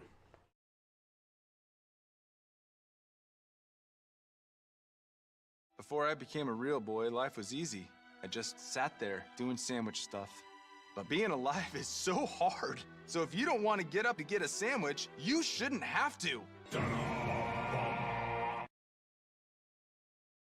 Natural talent, physical gifts, training advantages. To become a champion, none of that matters. True champions are the ones who are comfortable working harder, staying later, and finding that competitive edge. They are never satisfied simply doing a good job, because those who transform themselves from local talent into local folklore are the ones who continually perform beyond their limits. Bell Bank, proudly supporting champions everywhere.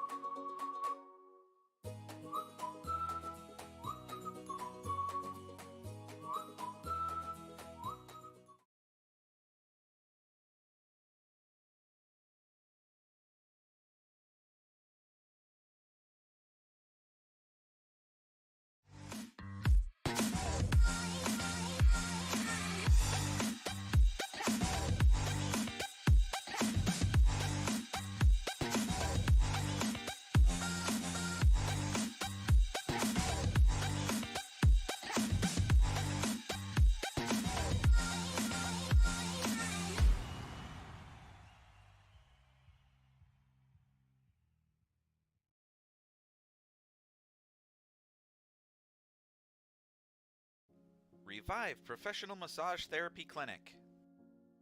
Locally owned and operated. Open 7 days a week, day, evening, and same-day appointments available. Couples massages also available.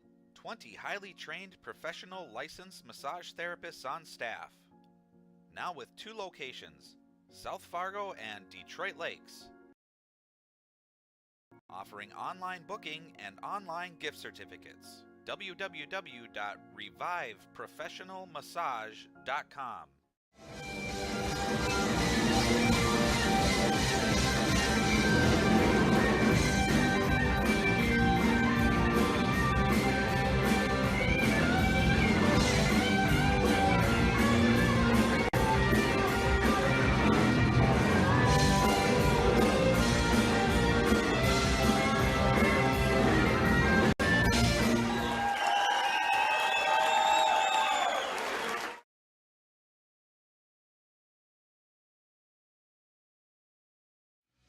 The M3 nonprofit is breaking the ice as they raise mental health awareness for our Moorhead community and our youth. Started by a group of parent volunteers, M3 will offer support and host events throughout the year that bring focus to mental health. Together, M3 will raise awareness, eliminate the stigma, and connect resources for mental health. Thank you, M3, for supporting our community's youth.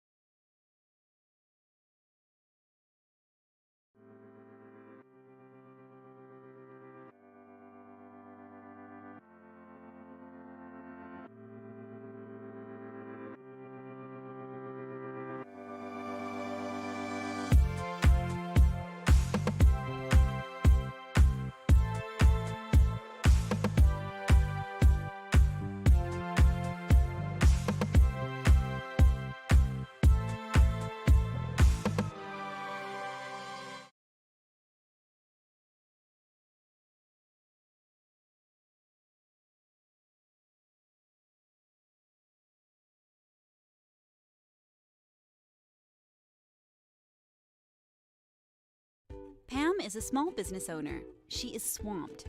Pam knows she needs to advertise but is overwhelmed by all the options. What if there was a way for Pam to have access to a team of media experts? What if this was at no extra cost and didn't require a contract? Meet Avenue Right. Save time, money, and get peace of mind that your advertising dollars are well spent.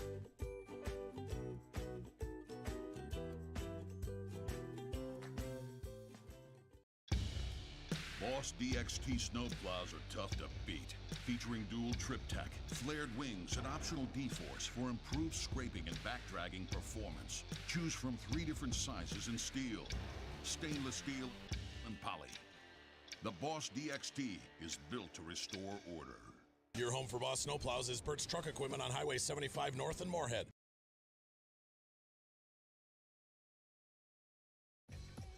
We are The Breakdown.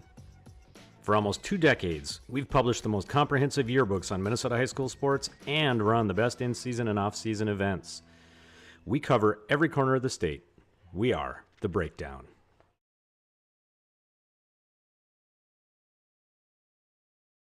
Before I became a real boy, life was easy. I just sat there doing sandwich stuff. But being alive is so hard. So if you don't want to get up to get a sandwich, you shouldn't have to. Natural talent, physical gifts, training advantages. To become a champion, none of that matters.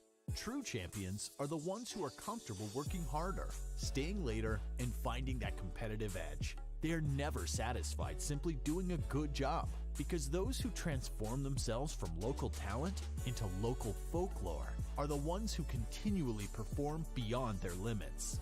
Bell Bank, proudly supporting champions everywhere.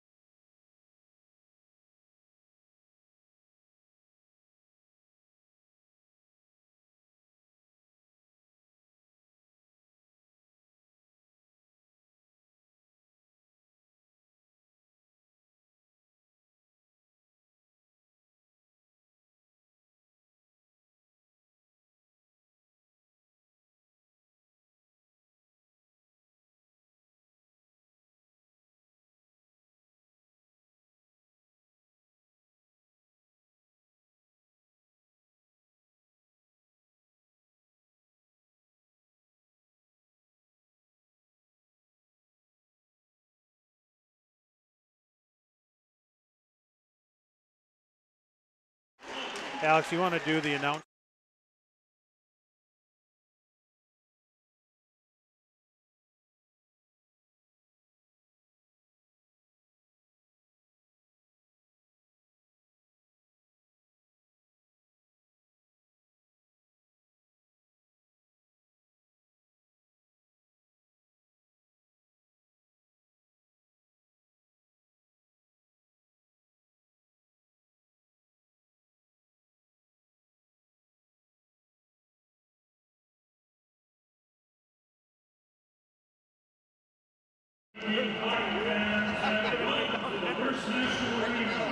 Tonight's contest is between our guests from Moorhead and our own Bemidji Lumberjacks.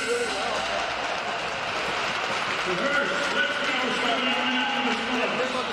Starting at goal, number 31, Ty White. I didn't hear it, but Brian Starting at defense, number 8, Andrew Searles. Starting at the other defense, number 23, Joe Brown. Starting at left wing, number 16, Carson Triggs. Starting at right wing, number 19, Parker Bentz. And starting at center, number 3, Gavin Lindbergh. The Spuds are coached by Joe Aberlin, Tony Kuka, Sam Walstead, and Derek Thompson. And now the starting lineup for your Bemidji Lumberjacks. Starting in goal, number 1, Jackson Hill. Starting at defense, number 6, Joseph Hawley. Starting at the other defense, number 12, Kay Bogey. Starting at left wing, number 7, Tyson Bjornroth. Starting at right wing, number 11, Wiley Clayton. And starting at center, number 18, Colton Pickett. Over the next court by Cliff Staunton, Travis Smith, Matt Kenny, Tyler McNamara. Tonight's Lumberjack cheerleaders are Natalie Baumgartner, Mackenzie Roberts, Abby Lowe's, Lexi Vaughn, Taylor Nelson, Kennedy Rasmus, and the cheerleaders are coached by Miss Glory Lowe's. Officials for tonight's game are Tanner Landman, Justin Hedlund, and Mark Henry. Now, ladies and gentlemen, will you please stand with me as we honor America with the playing of our national anthem.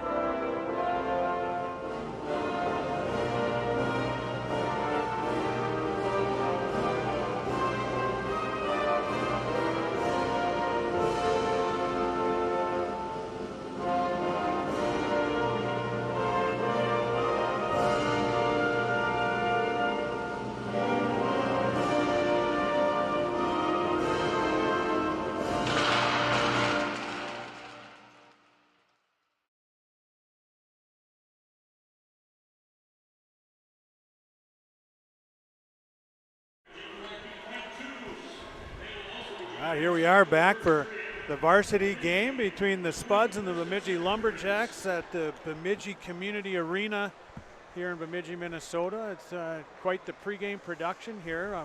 Well done. We had a light show. We had a fog machine. For a minute, I thought Dennis Bushy was cooking burgers over there. Yep. Just for a minute, I thought I was at the VFW.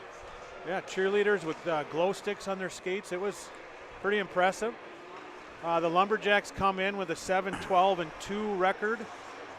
But don't be fooled by that. They got a lot of close games. They're competitive. I think they lost to Warroad by 1. Recently to Roseau 4-1. Some losses. I would call quality losses if you want to call them. You can tell they're a competitive program, so don't let the record fool you. I totally expect them to come out and be physical. That's their game. It's always been their game, and it was in the JV game we saw that. So we'll see if they come out hitting and what it does to the Spuds. Spuds in the visiting black uniforms going from right to left. Lumberjacks in their home whites going from left to right. Spuds at 16-5-1 on this season, and you can tell right out of the chute the Lumberjacks are ready to go. Puck is down. Triggs back to Searles, over to Grammer. Grammer's controlling. He's going to step up the ice to the neutral zone. Gets it to Bentz, who's going to enter to Lindbergh. Now Lindbergh across, quick backhand. Gets it just by Hill. Now the Lumberjacks try to exit, but Triggs is going to tie that one up. And now a little battle down in the corner. And Bentz is going to get to it down to Lindbergh quick, but that's sticked away by Vogie. Now Triggs to Bentz. Bentz, quick shot short side just past the blocker. Grammer's going to step down and keep it in. Now down to Lindbergh in the corner. Lindbergh looking to get to Bentz. Bentz can't quite control. Now the Jacks are going to come away with it, and they're going to clear. We got a penalty coming up on the Spuds. They're going to get Triggs for a hold, and we will see the Lumberjacks power play early. Yeah, the beginning of that shift was a lot like what we've seen all year long. They came out, they dominated the offensive zone time. They just about got a goal, but unfortunately now we're on the penalty kill. So on the kill, Spuds are gonna step in with Corton, and it's cleared down the ice by Creer as he stepped in nicely. Hill's gonna set it up in behind where Roop's gonna get there. Casey Roop leaves it in behind there for Knutson, and now he's gonna come up far side. Tries to come for Matfield, but it hits Ryerson. He slams it back in. Now Roop again. He's going to control and bring it in behind Hill.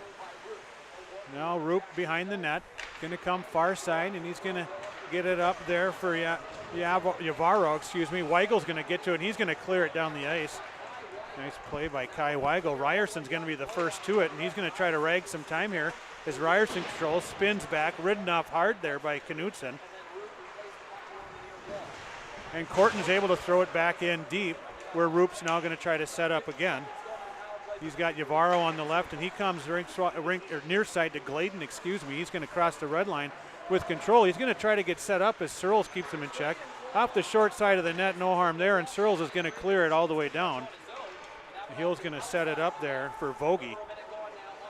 Vogie's pressured by Lindbergh, but he comes around near side to Lawley. Lawley's going to peel it back. Bentz pressures him, and they come up for Gladen, but Lindbergh's there. Snaps a quick one through traffic, but Hill's able to fight it off, and they lay it back in for Lawley. Now Lawley behind's going to go far side up to Pickett. Now Pickett's going to try to enter, but he comes in.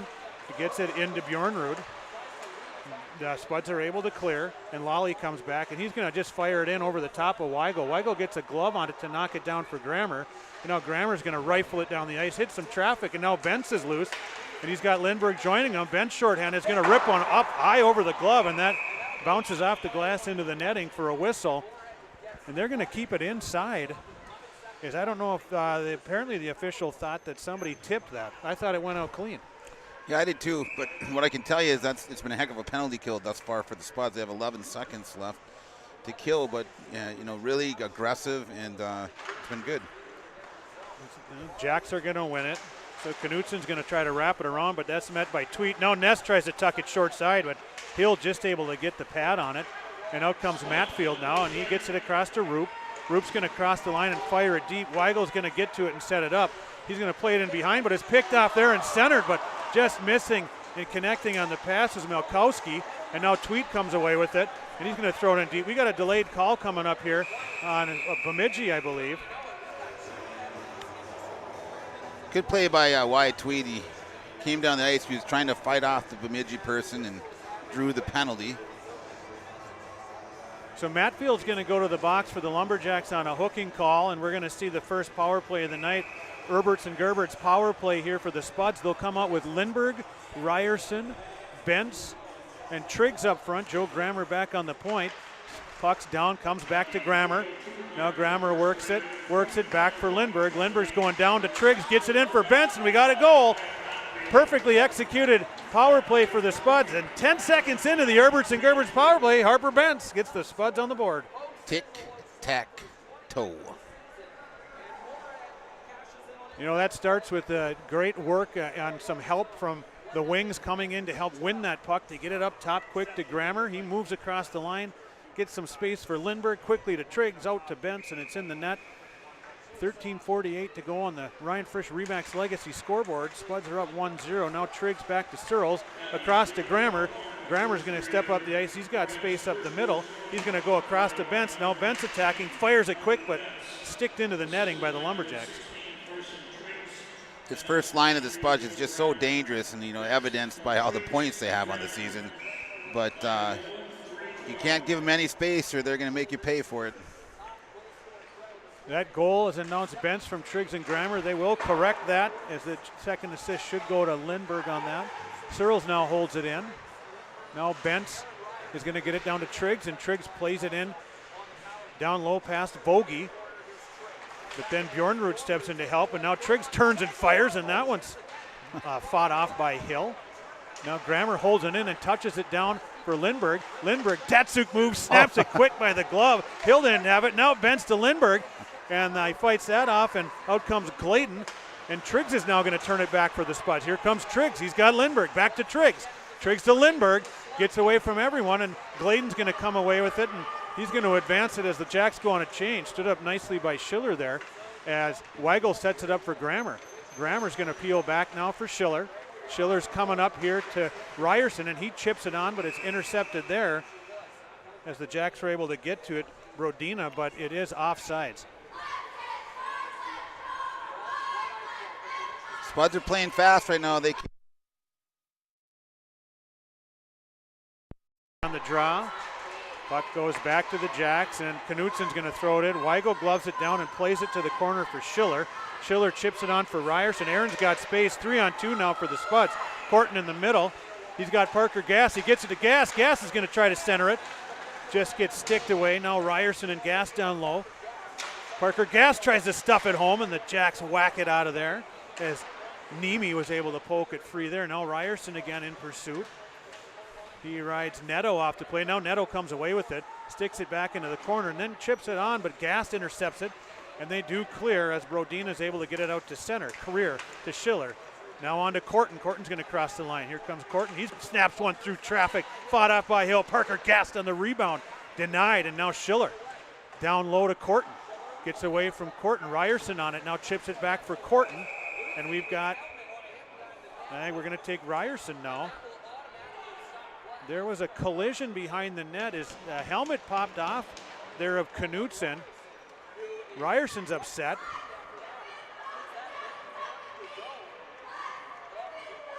I didn't get a full look at that when we got a roughing call on Ryerson. I didn't see what happened, but by Aaron's reaction, it feels like he, again, doesn't agree with the call, but I don't know if it was just kind of a normal play behind the net, and because his helmet popped off, it looked worse than it was. I don't think Coach Kunka agrees with it either. They didn't consult the Bemidji coach to see what he thought. Lindbergh again.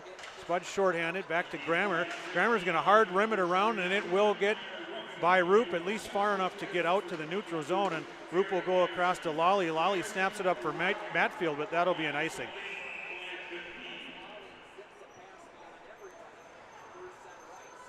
.11:32 to go in the first. 1:47 left on the Lumberjack power play. And Brian, I got to tell you, it's really fun to hear cheerleaders in the arena. It's not often to hear that anymore. It's kind of nostalgic, and it's fun. It sure is. Lindbergh back to Bentz. Quick shot by, now Matfield's going to control for the Jacks through center ice. Gets it rink wide, but it's tipped up and out of play as Keeson got a stick on it, but wasn't able to control. Right now, the Lumberjacks are making it a little bit easy on us on these penalty kills. They're not connecting their passes, and when you don't do that, you get a lot of advantageous face-offs. Center ice draw here, and Lindbergh just slams it down the ice, where Lolly's going to set up behind Hill. He's got Gladen swinging to his right. And he's got Pickett on the left. He gets it to Pickett now, and Bentz is going to pressure him. Bentz with Creer in support. Pickett tries to pull up. Creer rides him off the play, but they are able to control now as Vogie gets it up top to Lally, but it gets by him and down on Hill where the Lumberjacks will regroup. Now Lally, he's going to wait. He's got Gladen on the right and Pickett swinging again on the left. Now Triggs is going to pressure. They get it to Pickett. They try to drop it back for Lally, but Triggs gets a stick on it. Now Corton pressures. They come across to Gladen. Gladen back across the ice over there to Bjornrud. He can't control. Good pressure from Corton and Triggs. Now they do get it to Gladen, and they're going to enter the zone. Trying to set up, cross the box over to Bjornrud. Creer pressures him. Now Pickett has it. Pickett gets it to Lally in the middle, but he's pressured by Triggs, and Triggs is loose. Here comes Carson Triggs on the edge. He's in. Carson Triggs on a short end of break. Forehand, backhand. Hill makes a save. Triggs fires it through the crease, and now Searles is going to keep it in. Searles fires it just past the net. Joe Grammer's going to get there, keep it in on the far side. He sidesteps Pickett, but creates the turnover there as Lally, who turns it up the ice. And now Vogie comes to Gladen. Gladen has no help, so he flips it in on Weigel. Weigel's going to glove it down, and he'll hang on as Matfield is coming in with enough pressure to have Kai say, hey, we'll hang on here. Well, there's 17 seconds left for the Bemidji power play, and so far the shots are 3-0 Moorhead. 10:02 remaining in the first period on the Ryan Frisch Remax Legacy scoreboard. 17 seconds left on the Bemidji power play. Ness is in on the faceoff. Cody Martinson also out there killing, and Searles comes away with it, banks it high off the wall, and Knutson had exited the zone. That should be a whistle as they fired it in on the goalie, and I could be wrong on that.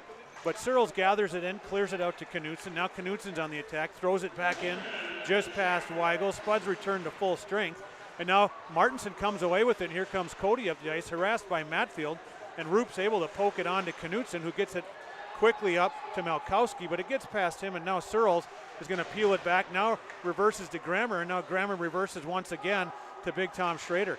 Tom tries to advance it for Ness, but it gets away from him, and Yavaro's able to keep it in, but not all the way. It comes out to Roop. He slams it back in.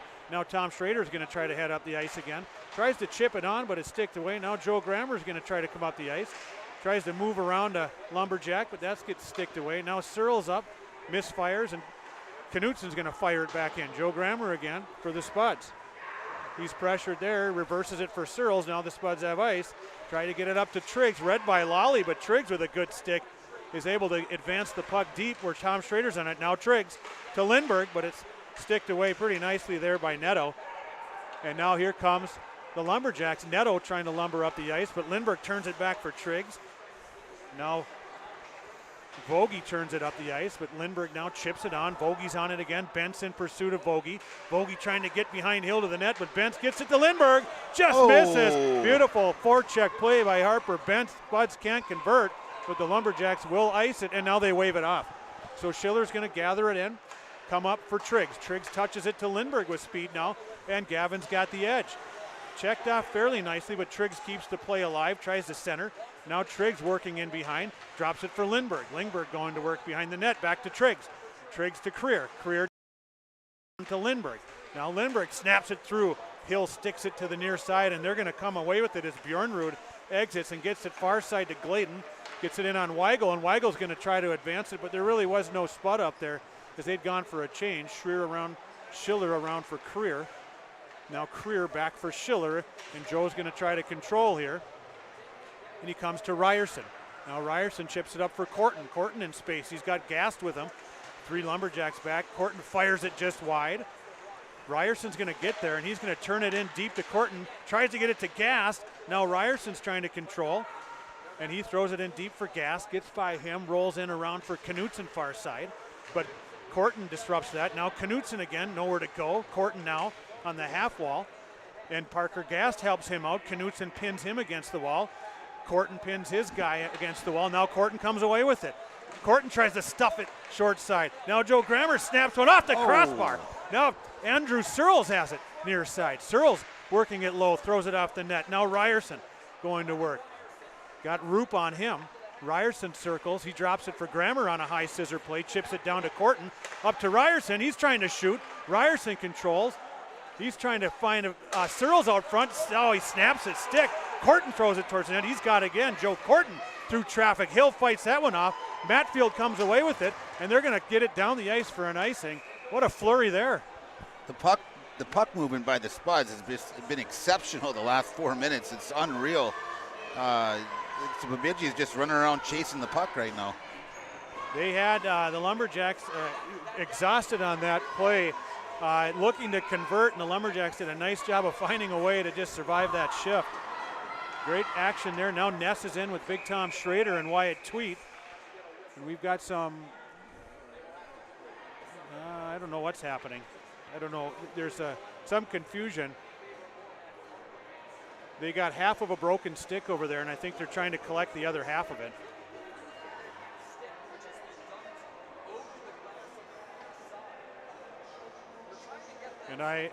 Well, those sticks are like gold, you know. They're really expensive. I think that's a legitimate concern at this point for the player and anyone involved. You want to have that stick. So anyway, puck's down here, 6:30 to go here in the first period. Geez. Wyatt Tweet on a hard forecheck.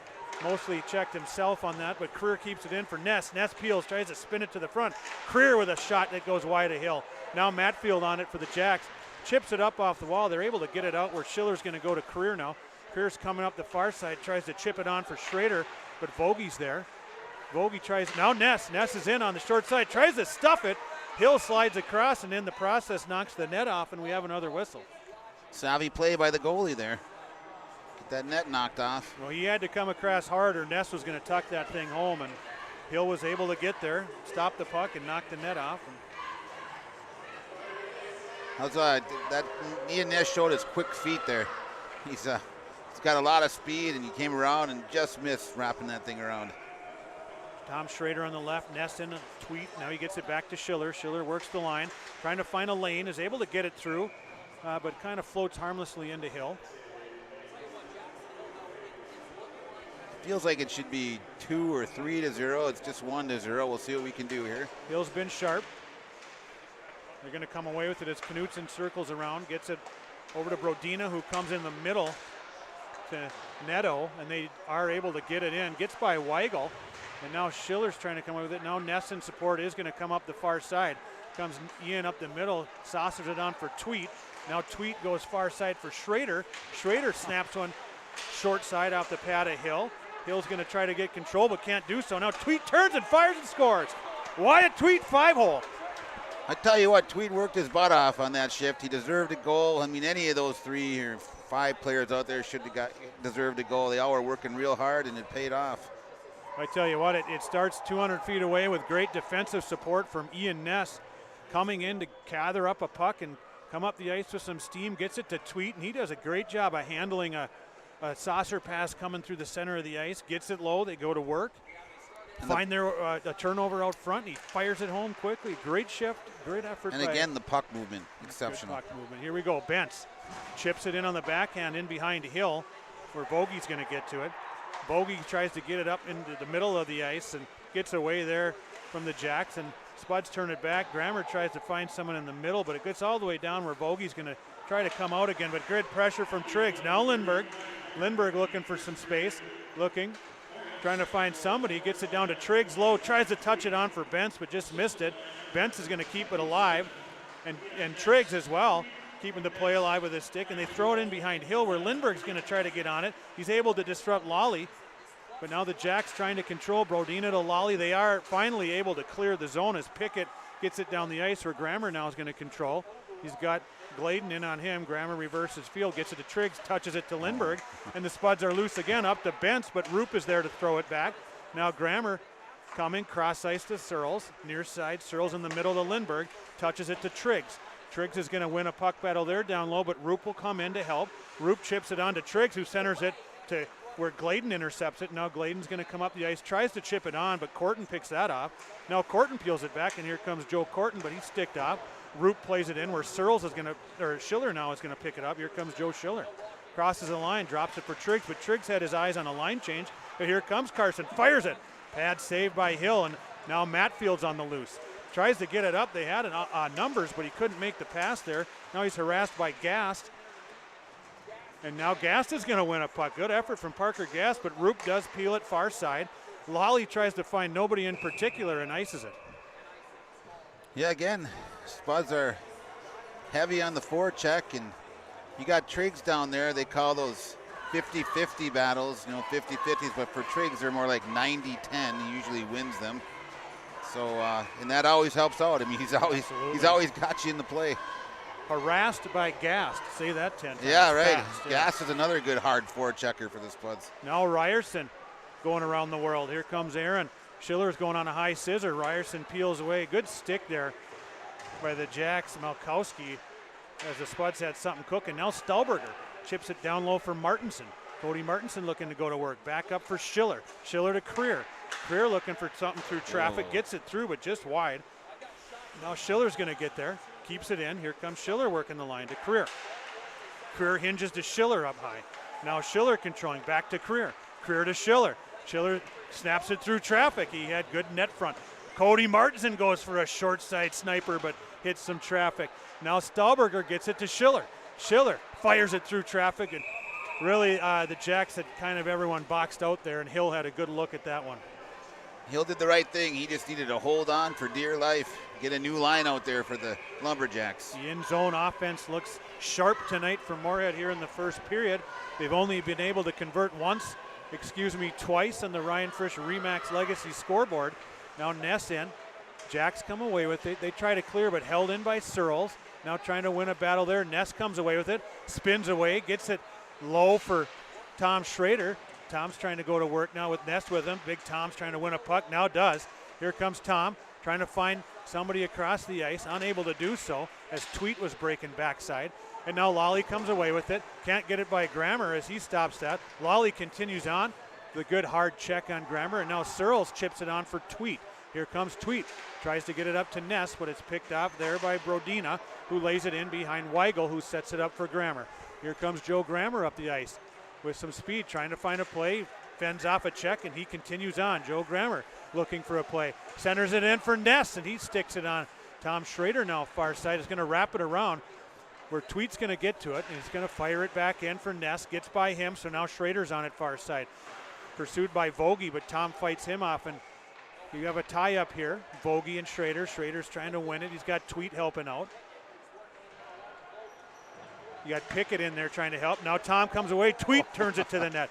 Bounces in again on Hill, and he's able to cover up. Tweet tried to get another goal on the resume there. Just about had one. Great pressure from the Spuds here. There's no shot clock, so we can't give you an indication by shots on goal what's happening. But surely on territory advantage, it's been down to the left quite a bit. Now the top line of Lindbergh, Triggs, and Bentz is in. Puck's into the corner where Knutson throws it high off the glass. Ends up going out of play. 1:32 remaining in the first period here. Icings and pucks being tipped out of play are about the only things that have stopped the Spuds from coming at them offensively. Lindbergh again on the draw. Kicks it back, and it's sticked alive by Creer, but Matfield's able to get it out to center where Schiller controls. Now it's picked off there as they enter the zone. They try to get it back for Yavaro, but it's intercepted by Triggs, and Triggs is trying to get it to Bentz, finally able to. Bentz on the attack, going wide on Knutson. Fires it in for Lindbergh backside, but he was tied up nicely by Roop there. Now Lindbergh and Triggs trying to go to work. Malkowski gets it to Matfield, but Schiller snaps it on, tipped by Triggs, bouncing. Lindbergh finishes it off. You see the great hand-eye coordination again as Lindbergh's on the end of that one. Yeah, another great goal by that line, and they get him all kinds of different ways. They get pretty plays, they get garbage goals, they get any way they get it. They just keep coming at you. Well, and it's timeless. If you get traffic to the net and you get shots through, great job by Schiller to quickly get a shot through. And Triggs, that puck was probably not going on net. Triggs tips it back, so it's on net for a rebound, and Lindbergh's there to clean it up. So you're going to have Lindbergh from Triggs and Schiller, I believe. Now the puck's loose on Weigel. Backhand attempt. Puck's loose out front. Blocked there by Parker Gass. Good job by Parker. Cleared out where Vogie's going to try to send. Now that's blocked by Corton. Drops the stick, picks it up. Joe Corton tries to backhand it in, keeps it alive for Ryerson. Now Corton's on it. Gets it down low for Ryerson. 26 seconds left. Now they clear it to the near wall. Where Bjornrud gets it near side. Ryerson's battling with Pickett. Pickett comes away, tries to exit. They got 15 seconds left, but they're going to ice it. That'll create a offensive zone opportunity with 10 seconds left for the Spuds. Tell you what, a few times this year we've had this offensive zone right at the end of a period, and we've been able to capitalize. They seem to like this kind of a play. With they always say, like, finish the period strong, right? So we'll see what they can do. Yavaro and Ness in for the draw. 10 seconds remain. Ness trying to win it back to get a quick shot. Unable to do it. Now Lally tries to tie up. 5 seconds left. Schrader trying to free the puck. Lally pins it one more time, and that'll do it for the first. As there's a little bit of feistiness at the end of the period there, but it looks like cooler heads will prevail. Smart play by the defenseman there for Bemidji just to tie it up and get the period done with. Get to the locker room, and Ryan Frisch Remax Legacy scoreboard. Spuds will go to the first intermission, hanging on to a 3-0 lead.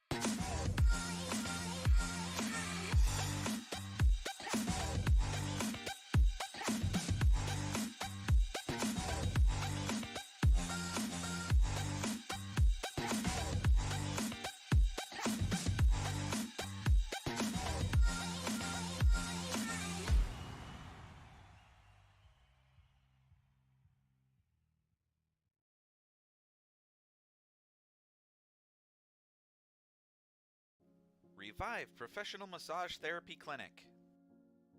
Locally owned and operated. Open 7 days a week, day, evening, and same-day appointments available. Couples massages also available. 20 highly trained professional licensed massage therapists on staff. Now with 2 locations, South Fargo and Detroit Lakes.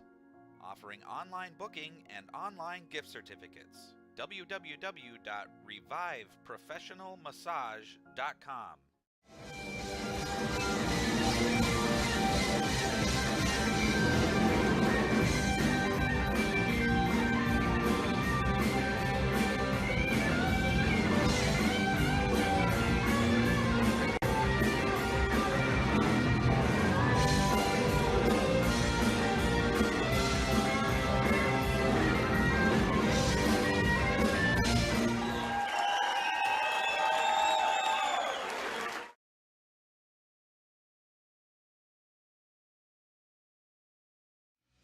The M3 nonprofit is breaking the ice as they raise mental health awareness for our Moorhead community and our youth.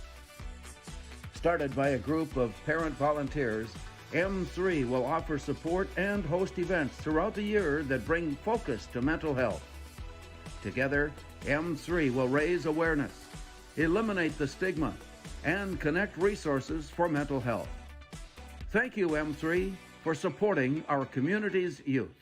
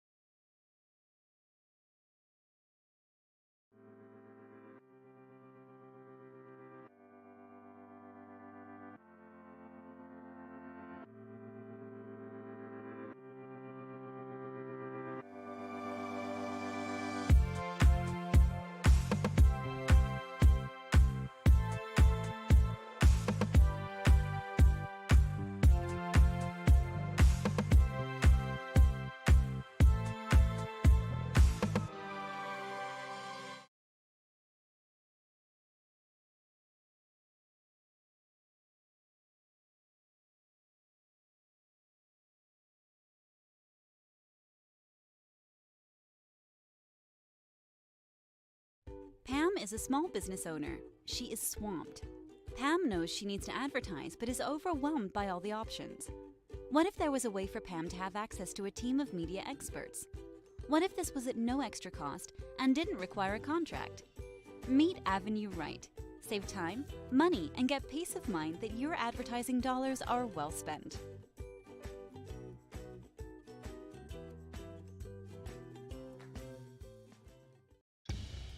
Boss DXT snowplows are tough to beat. Featuring dual trip tech, flared wings, and optional D-force for improved scraping and backdragging performance. Choose from 3 different sizes in steel, stainless steel, and poly.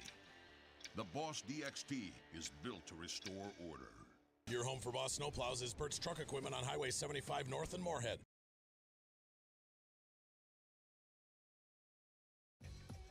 We are. For almost 2 decades, we've published the most comprehensive yearbooks on Minnesota high school sports and run the best in-season and off-season events. We cover every corner of the state. We are The Breakdown.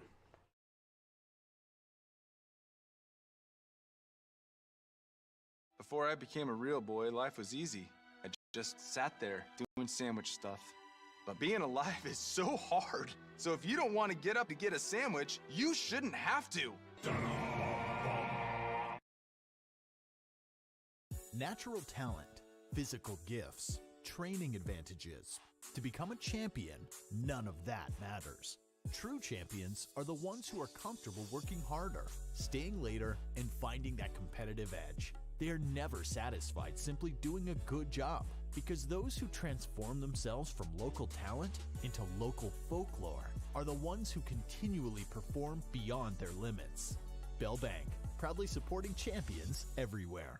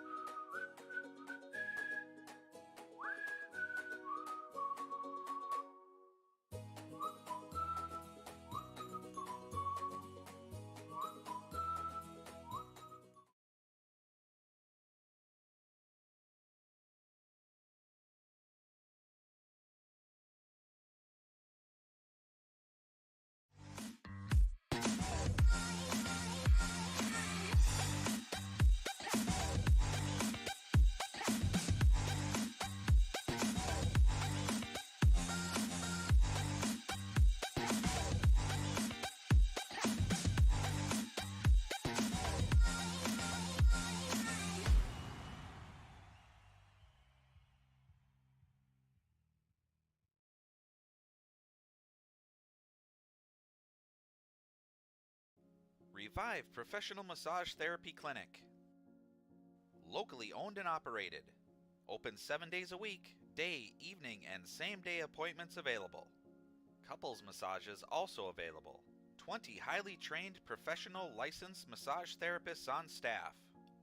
Now with 2 locations, South Fargo and Detroit Lakes. Offering online booking and online gift certificates. www.reviveprofessionalmassage.com.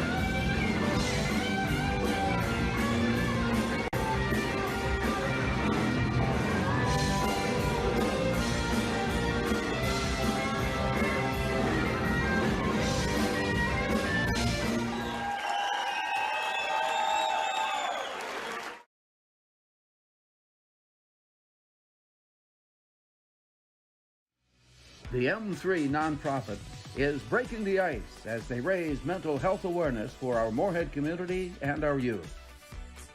Started by a group of parent volunteers, M3 will offer support and host events throughout the year that bring focus to mental health. Together, M3 will raise awareness, eliminate the stigma, and connect resources for mental health. Thank you, M3, for supporting our community's youth.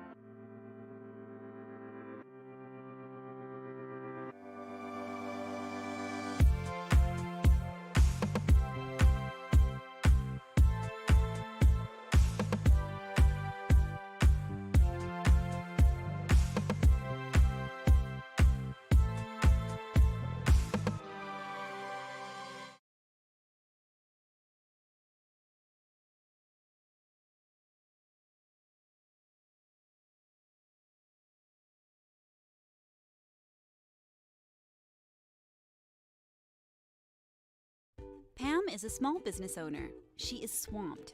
Pam knows she needs to advertise, but is overwhelmed by all the options. What if there was a way for Pam to have access to a team of media experts? What if this was at no extra cost and didn't require a contract? Meet Avenue Right. Save time, money, and get peace of mind that your advertising dollars are well spent.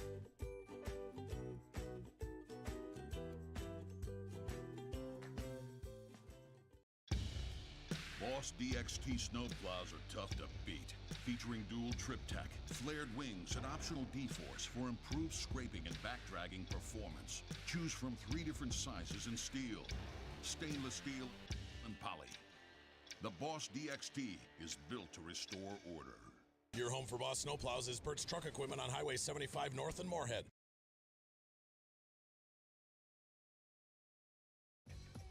We are The Breakdown. For almost 2 decades, we've published the most comprehensive yearbooks on Minnesota high school sports and run the best in-season and off-season events. We cover every corner of the state. We are The Breakdown.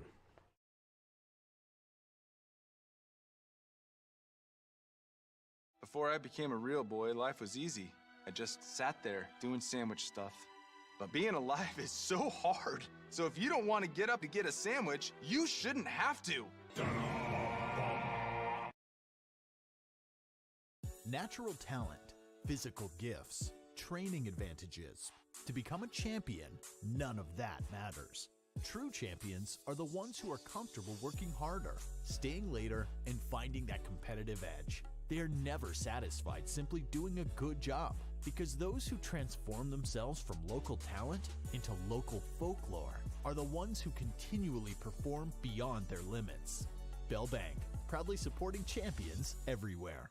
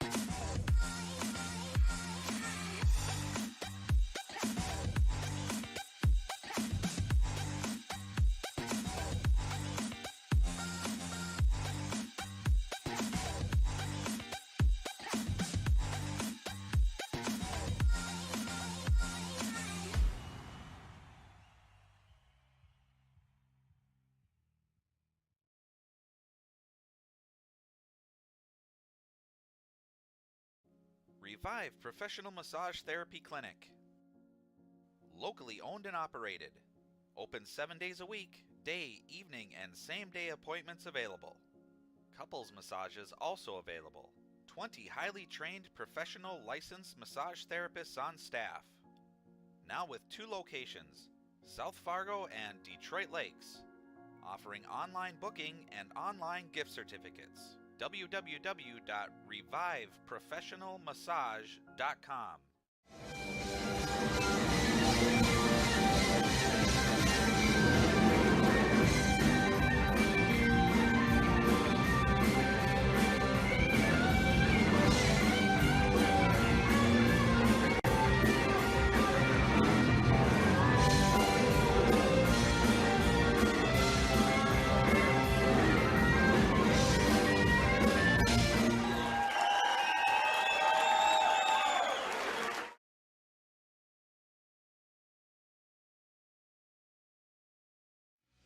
The M3 nonprofit is breaking the ice as they raise mental health awareness for our Moorhead community and our youth.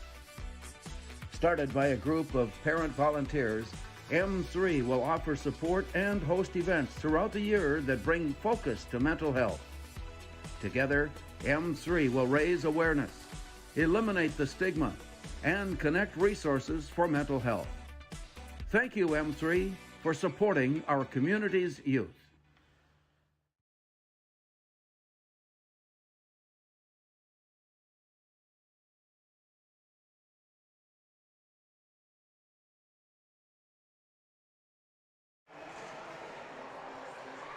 Both teams are back on the ice here for second period action. Scoring summary in the first and the Ryan Frisch Remax Legacy scoreboard. Spuds strike early on a power play, didn't take long. About 10 seconds or less in, they win a draw. Comes back to Grammer, who finds Lindbergh up high, snaps it to Triggs down low, touches it to Benson. They get it by Hill for the first tally of the game, and then later on, Wyatt Tweet with some great pressure from that line. Ness and Schrader, and Tweet's able to spin around and fire one 5-hole from the circle. And then late in the period, the Spuds make it 3-0 on a great low to high play up to Schiller, who snaps a quick shot through traffic that Triggs is able to get a stick on, and Lindbergh wins a battle out front on a rebound to make it 3-0. Unofficially, we have heard the shots were 17-2, Brian, in the first period, which really did indicate what happened there with Spuds controlling play.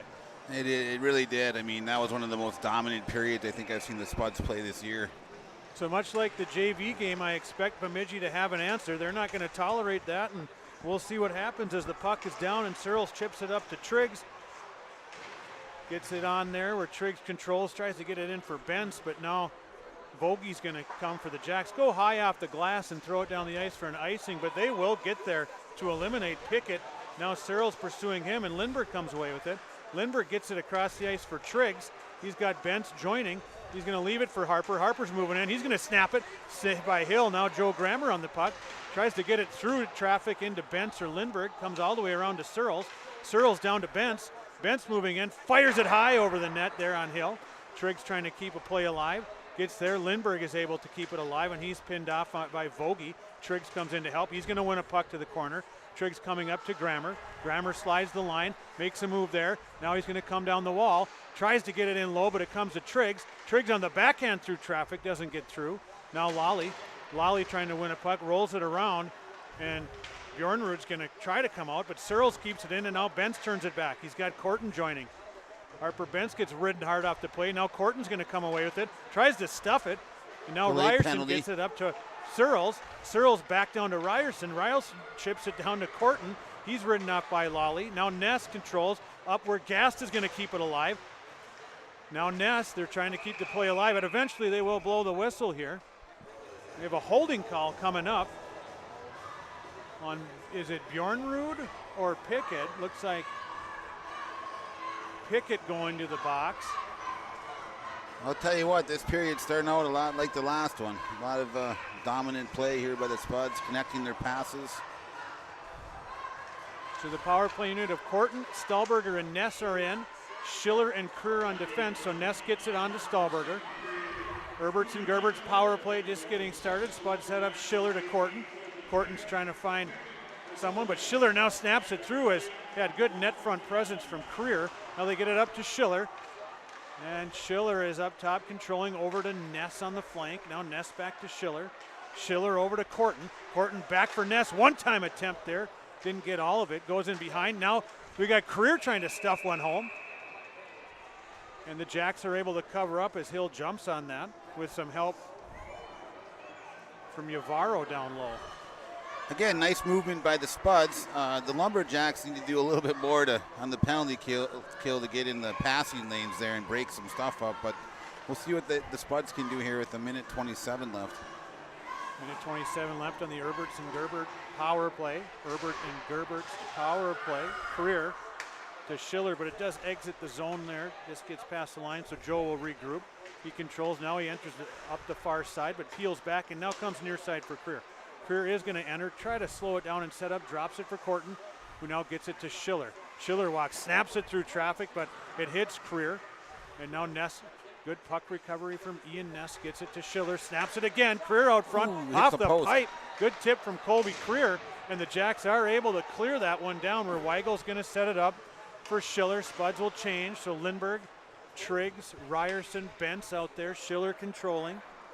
45 seconds left on the Herbert and Gerbert's power play. Schiller up the ice, backhands it to Ryerson. He's going to enter the zone clean. Aaron's going to stop, set it up, goes far side there, gets by everyone, but Lindbergh will control. And now he gets ridden off by Malkowski down low. They chip it up, but Grammer holds it in. He's going to move. He's going to slide it for Lindbergh. Lindbergh fires, glove down by Hill, and he's able to catch that one out of the air. Good look for Lindbergh. Yep, the goalie stood tall there. He did have a clear look at it. Almost gave up a rebound, but recovered quickly, so the Spuds didn't get a second chance. 23 seconds left on the Herbert and Gerbert Spuds power play. 13:54 left in the second. This down, Bentz to Grammer now. And now Grammer's going to work the line, gets it to Ryerson to Lindbergh. Lindbergh fires, pad save Hill. Grammer's going to try to keep it in, unable to do so now. The Spuds will regroup, cross to Lindbergh. Lindbergh's going to throw it in hard and try to get it far side for Bentz. Bentz in pursuit. Roop tries to chip it on. Help there by Bjornrud. And Bjornrud does clear. And Grammer just gets away from Pickett, who came out of the box, gets it to Triggs. Triggs crossing the line, now Ryerson. Ryerson across to Creer. Creer down for Bentz.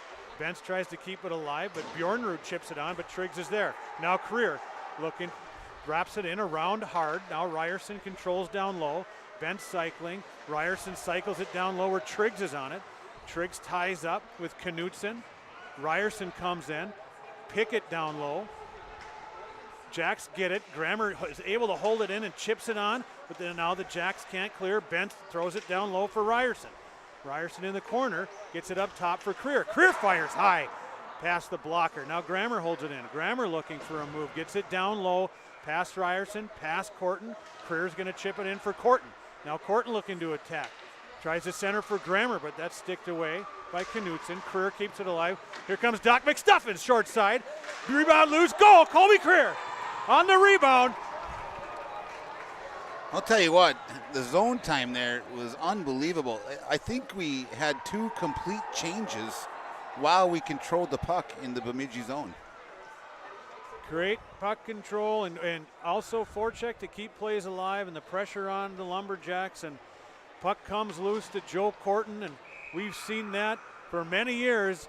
Doc McStuffins on the short side comes out, creates a rebound opportunity, and Colby Creer, first of the year. Spuds 4-0. Now the Jacks on the attack. Malkowski tips it in. Weigel's going to throw it off the glass. Now Martinson's trying to clear the zone. Searles comes and ties up a man, but Malkowski tries to throw one out front now, and it comes away for Parker Gass. Gass up the right side with speed, chips it by Vogie. Now Martinson on it, centers it for Gass. Rebound attempt for Corton. The net is dislodged right now, but they haven't called it. And Hill, in good sportsmanship move, will put the net back on. And the Jacks on the attack. Matfield enters the zone, tries to center it, but Corton's there. Now Corton coming away with it. He's harassed by Malkowski. And now they turn it right back for Matfield. Matfield's in space, leading scorer for the Jacks. Comes in, 26 points on the year, 14, 12, 26. Matfield controls. Now Matfield gets a quick shot off the crossbar. And then the Jacks keep it in, down low. Knutson throws it in, where now Matfield is controlling far side. Sticked off by Tweet. And Schrader comes away with it, now crosses the red line. Now the blue line, Tom Schrader on the edge trying to get to the net. Harassed by Knutson, tries to center it for Ness. It's some traffic and Ness controls. Ness to Songstead. Songstead snaps one, gets blocked out high. Jacks try to turn it away, but Tom Schrader's there. Tom Schrader on the edge, fires it high over the shoulder of Hill. And it's going to come all the way.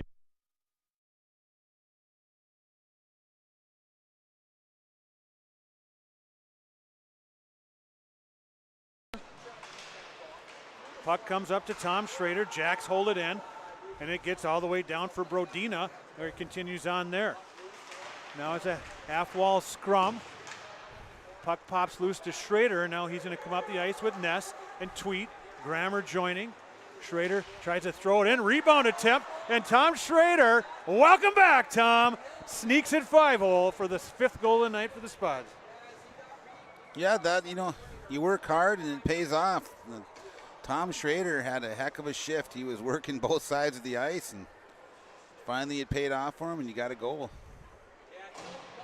I don't know if there'll be an assist on that play as there was a half-wall scrum in the Spuds D zone. The puck popped over to Schrader, who was able to lug it up the ice and find his way to a goal. So on the Ryan Frisch Remax Legacy scoreboard, Spuds holding a 5-0 lead, 10:28 to go. Puck back to Searles, across to Creer. Creer's now going to come up near side, tries to get it into Lindbergh, bounces on to Bentz. Bentz fires it wide where Searles will hold it in. Searles tries to chip it deep, but picked off there by Bjornrud. Now 11, Gladen comes in. Sticked away by Weigel, and now Triggs gets it to Bentz. Bentz and Lindbergh on the attack. Bentz controls, drops it for Lindbergh. Lindbergh to Triggs. Good defense there by Vogie. Then the Lumberjacks come away. Gladen cross ice to Brodina. Bjornrud. Bjornrud rolls it in, but Weigel gets there, and he tries to roll it around. Now Bjornrud intercepts, tries to stuff it home, but Creer's there, and now Bentz comes away with it. Here comes Harper Bentz on Vogie, gets it to Lindbergh. Lindbergh fires, but blocked by Lally there before it could get in on Hill, and away comes Gladen. Now to Pickett. Schiller has him in check. They throw it around for Weigel, and Weigel sets it for Songstead. Now Songstead controlling. Comes up off the wall hard for Bentz, and Bentz is going to cross the line. 3 Jacks back. Bentz throws it in with Lindbergh in pursuit. Good little entry play there, but the Jacks are going to come away with it as Hill fought it off. Now they come up the ice. Lead pass for Matfield, intercepted now by Schiller as it got away from Wyatt. And now Schiller's going to come up with space. He's got Stahlberger with him. Schiller crosses the line, buying some time. Does eventually roll it in for Stahlberger in behind the net. Chips it on for Martinson with a quick shot. Beauty of a backhanded sauce pass by Stahlberger into Martinson. For as good as the Spuds are playing, there's always things, when you're a coach or even a fan that you'd want cleaned up a little bit. I don't think I've seen Weigel all year ever almost give the puck up where they could score, and it's happened twice tonight, so it's kind of interesting. Well, it could be not a hard lesson learned there for Weigel and the Spuds, as it hasn't resulted in anything, but nonetheless, puck is cleared up high. Now in pursuit, we got Matfield. Searles has him in check. He tries a little triangle move there, is able to get onto it, where now Yavaro controls, but Stahlberger has him in check. And then Malkowski gets it up to Knutson, who slams it deep. Now Martinson over to Grammer.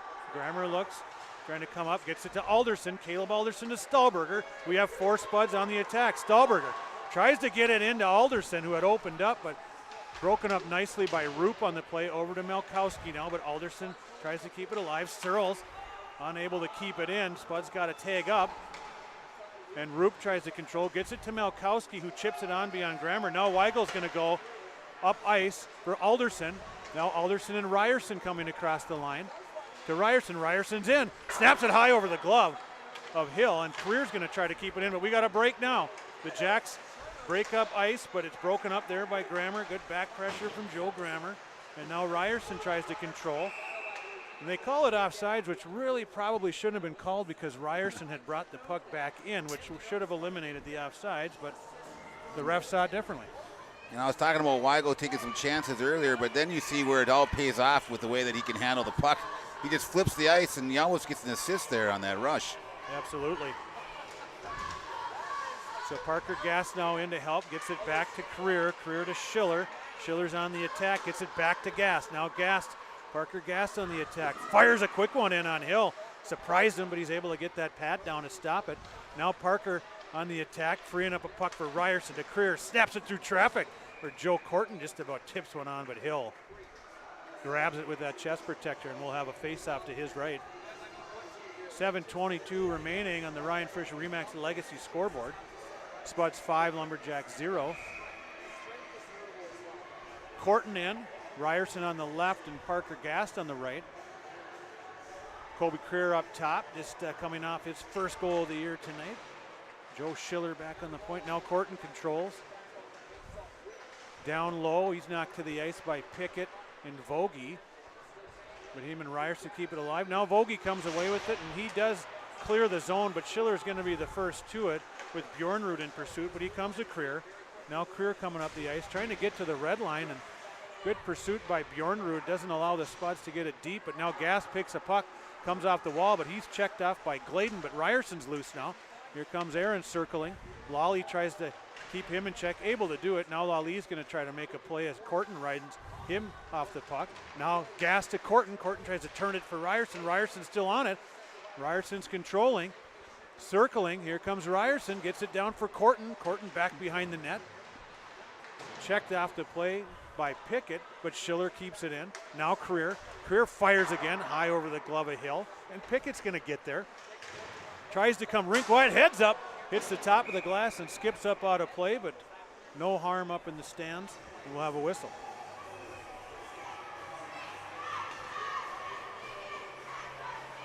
The cheerleaders are still in this game. We know that. They've got a lot of pep down here. They're trying to cheer their team back into it, trying to get them to get some energy and see if they can't turn this game around. 6:18 remaining in the second period. Ness in on the draw, trying to win it there. Gets some help from Tom Schrader, but Matfield comes away with it. Tries to come near side, but it gets away from everyone. Now Songsted's going to turn it back, throw it in behind Hill, where Roop is on it. Roop back to Knutson, wraps it around for Yavaro, and they get it on to Malkowski, but all they can do is clear, and then Songstead tries to throw it back. Now Grammer controls for the Spuds. He's going to try to move in. He's going to enter the zone now. Joe Grammer coming in clean. Datsuk snaps it. Steered into the corner there by Hill. Now Tweet down low for Ness. Ness going to work down low and behind. Peels away from Malkowski. Now Tweet controls. Tweet tries to find Grammer coming in. Broken up, and now Tweet in pursuit of Matfield. Oh! And he takes him and the linesman out. Big hit by Wyatt Tweet with back pressure. And now Tom Schrader tries to find Grammer, but Weigel's going to set it up for him. He peels away from Yavaro, then chips it by Malkowski, and Tom's got space. Now on to Tweet. Tweet's going to enter zone clean here for the Spuds. Fires a quick shot off the right side pipe. Wyatt Tweet with a quick snapper. Now Career's going to throw it in. It's going to get in behind Hill, where Vogie's going to be the first to it. Vogie throws it near side, and they chip it up high as Brodina's able to clear into space for Keeson. Keeson working on Searles, but Searles does a nice job fighting him off, and now Career's going to find Bentz. Bentz and Lindbergh. Bentz crosses the line, gets it in for Lindbergh, but broken up there, but Bentz keeps it alive again. Now Keeson far side, ridden off by Bentz. Bentz to Lindbergh, into Triggs, quick shot blocked away there by Vogie, but Searles rolls it in down for Lindbergh. Lindbergh with a wraparound pass for Triggs, comes to Searles, to Career. Career fires one in on Hill, goes far side, where Keeson is able to finally clear, and Neto comes out, and the Jacks flip it high off the glass as Vogie's going to ice it. I'll tell you what, just about a minute ago, you see Wyatt Tweed out there, and then you think to yourself, I'm really glad he's on our team when he hits somebody like that. It looks like it hurts. I think the ref felt it as much as the player did on that last one. He brings an aggression and some bite to the game for sure that you're always glad to have on your side. We're going to have Stahlberger stepping into the draw here against Gladen, and Gladen wins it to Pickett. And now Stahlberger pressures. Pickett's going to throw it high off the glass where Schiller gloves it down, and he's on the counterattack.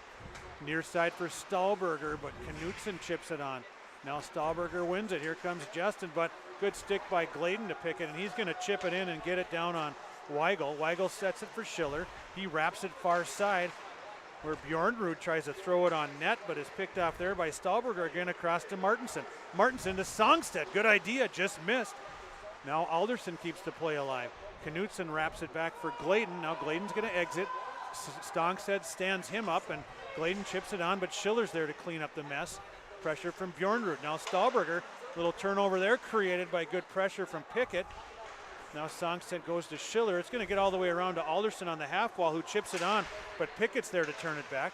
Now Stahlberger does get it to Martinson. Here comes Cody. Good little move by Cody around the edge. Knutson, but Pickett recovers to fend him off. Now Alderson turns to the net. Joe Corton rips one high.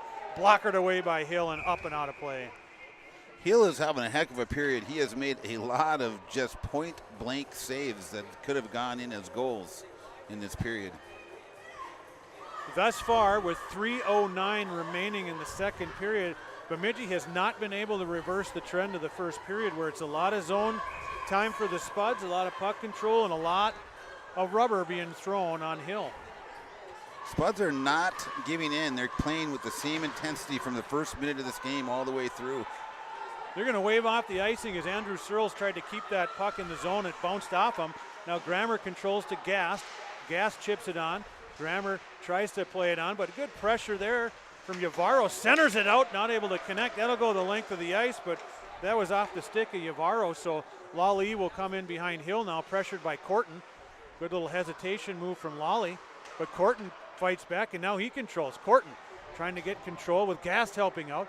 Now play comes loose on the half wall. Ryerson to Grammer. Now back to Ryerson. Ryerson tries to get it low, but good effort there from Malkowski. Big hit from Ryerson, but Searles now controls to Grammer. Grammer's going to peel back. He's going to try to find some space, and now he peels back again. He'll go across ice to Searles.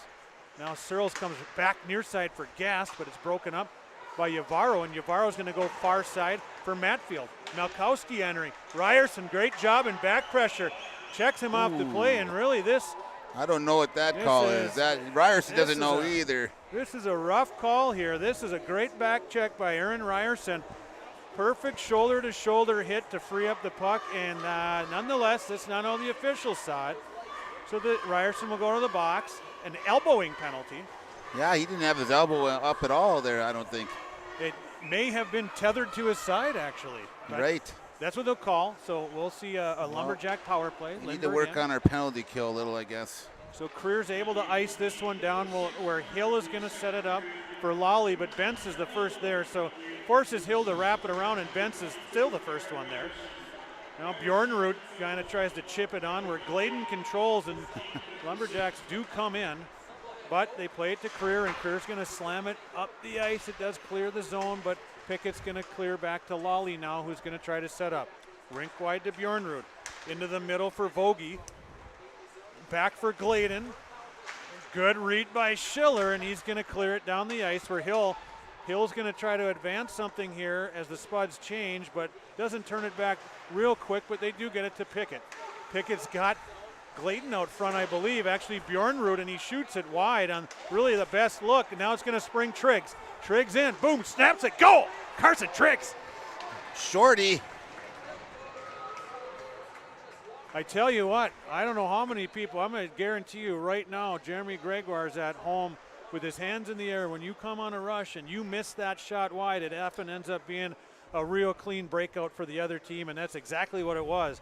The best look of the night for the Lumberjacks ends up on a Carson Triggs streak up the left side and a shot and a goal for Carson Triggs. Should be unassisted.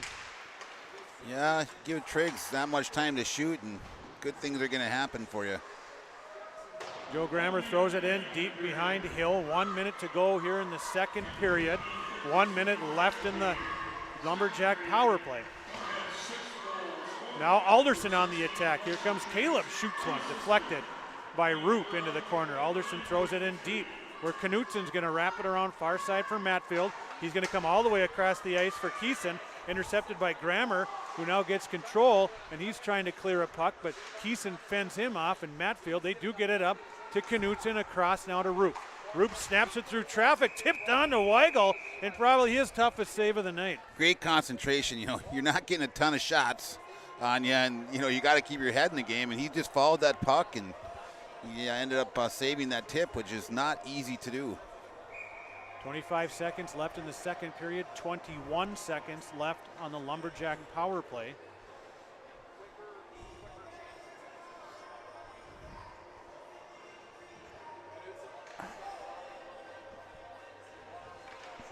Ness in, and we got some encroachment here as the Lumberjacks are going for a late change here as they wanted to get Lally out to replace Knutson. So you have Lally and Roop on the point. You got Yvarro in on the draw for the Lumberjacks. Ness in, and it comes away. Lally's going to snap one in on Weigel.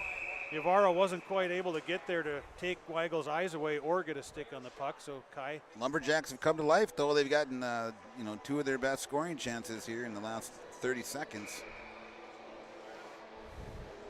So 20 seconds remain in the period. Ness in against Yvarro. Ness wins it and Schiller clears it. Now Lally to Roop. Roop is going to throw it in deep. 10 seconds remaining. Weigel controls, and he's going to try to play it again. There it pounces out front where Matfield tried to get a stick on it. Now Matfield in behind. Period's coming to an end. Matfield's going to try to center it. Nice job at defense by Schiller to eliminate any possibility of that. And on the Ryan Fresh Remax Legacy scoreboard, ended 2, Spud 6, Lumberjack 0.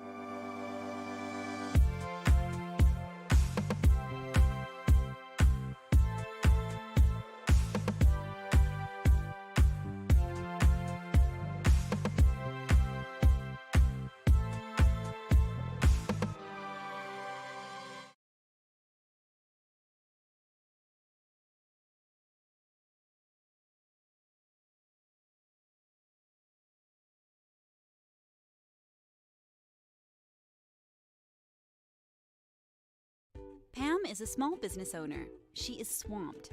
Pam knows she needs to advertise, but is overwhelmed by all the options. What if there was a way for Pam to have access to a team of media experts? What if this was at no extra cost and didn't require a contract? Meet Avenue Right. Save time, money, and get peace of mind that your advertising dollars are well spent.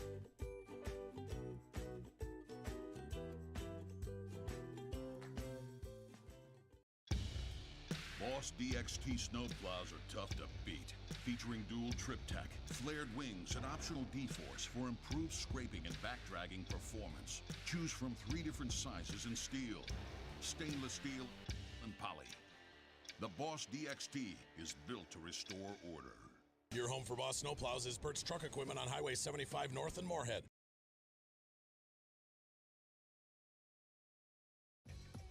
We are The Breakdown. For almost 2 decades, we've published the most comprehensive yearbooks on Minnesota high school sports and run the best in-season and off-season events. We cover every corner of the state. We are The Breakdown.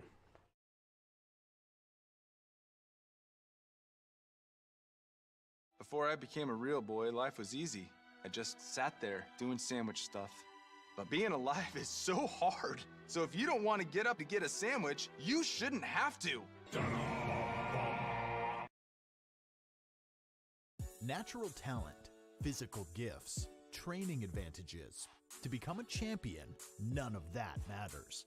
True champions are the ones who are comfortable working harder, staying later, and finding that competitive edge. They are never satisfied simply doing a good job, because those who transform themselves from local talent into local folklore are the ones who continually perform beyond their limits.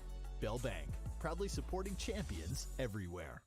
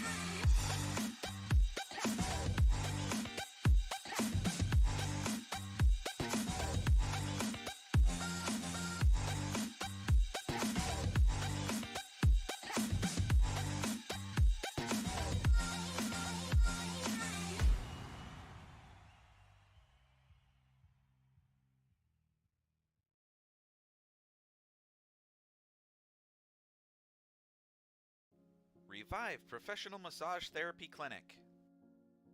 Locally owned and operated. Open 7 days a week, day, evening, and same-day appointments available. Couples massages also available. 20 highly trained professional licensed massage therapists on staff. Now with 2 locations, South Fargo and Detroit Lakes. Offering online booking and online gift certificates. www.reviveprofessionalmassage.com.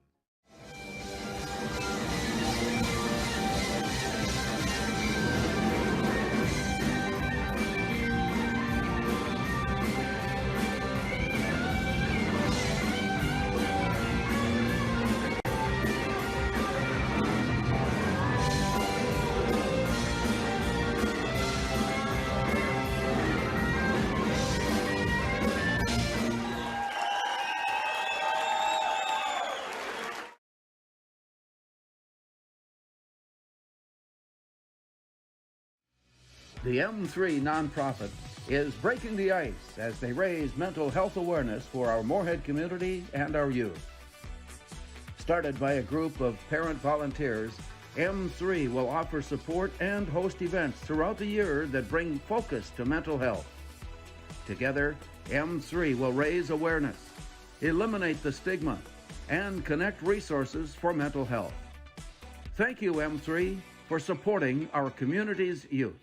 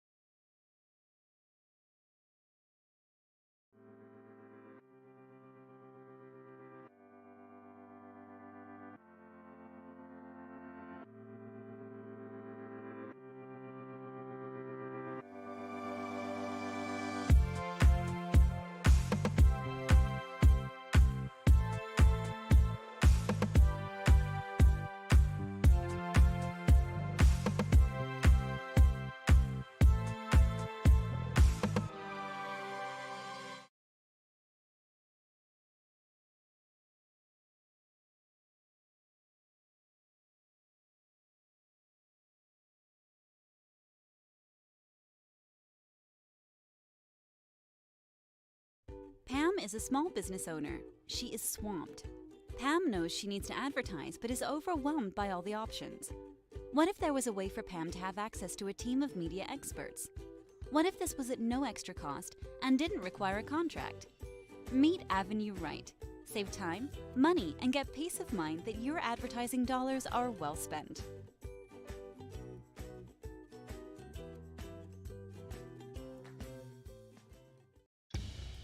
Boss DXT snowplows are tough to beat. Featuring dual trip tech, flared wings, and optional D-force for improved scraping and backdragging performance. Choose from 3 different sizes in steel, stainless steel, and poly.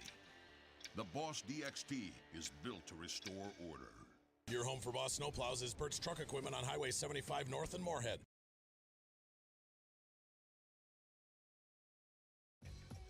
We are The Breakdown. For almost 2 decades, we've published the most comprehensive yearbooks on Minnesota high school sports and run the best in-season and off-season events. We cover every corner of the state. We are The Breakdown.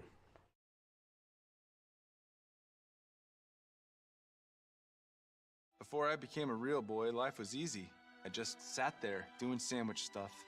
But being alive is so hard. So if you don't want to get up to get a sandwich, you shouldn't have to. Natural talent, physical gifts, training advantages. To become a champion, none of that matters. True champions are the ones who are comfortable working harder, staying later, and finding that competitive edge. They are never satisfied simply doing a good job, because those who transform themselves from local talent into local folklore are the ones who continually perform beyond their limits. Bell Bank, proudly supporting champions everywhere.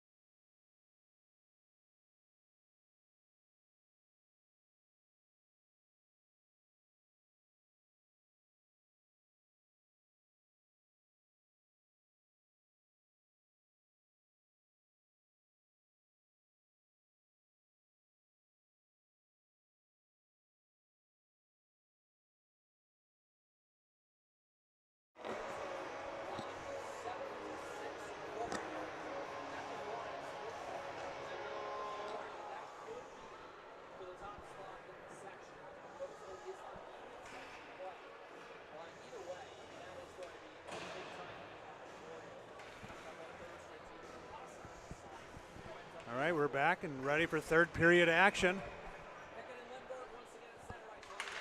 Spuds holding a 6-0 lead to start the third. That means we'll have running time. Searles gets it on to Lindbergh. Lindbergh crosses in for Triggs. Triggs tries to control. Jacks stick it away. Now Bjornrud plays it in behind where Lindbergh up disrupts Lally, and Triggs is going to come away with it. Rolls it in behind for Lindbergh. Lindbergh controls. Bentz joins. Lally pokes it away. Now Triggs will get there again. Comes up top for Grammer. He goes back for Bentz. Bentz fires it by the blocker of Hill, and Triggs will get there again. But Bjornrud is able to get a body on him, and now Jacks are going to try to exit. Bentz trying to keep it alive. Searles does throw it down low, but Bentz had played it with the glove, so they'll whistle it down.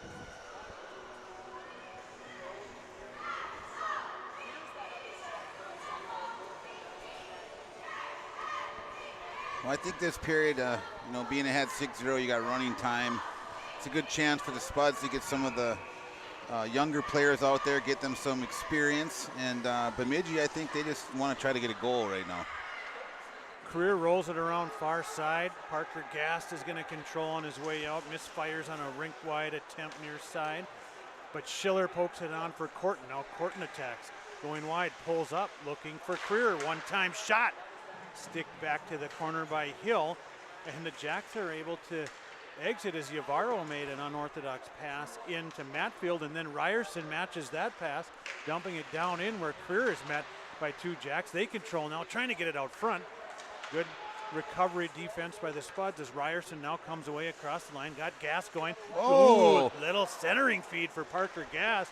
But Knutson was able to get his stick on Gas stick to tie him up. Now Joe Grammer fires it up for Corton, but that gets by him and it'll go for an icing.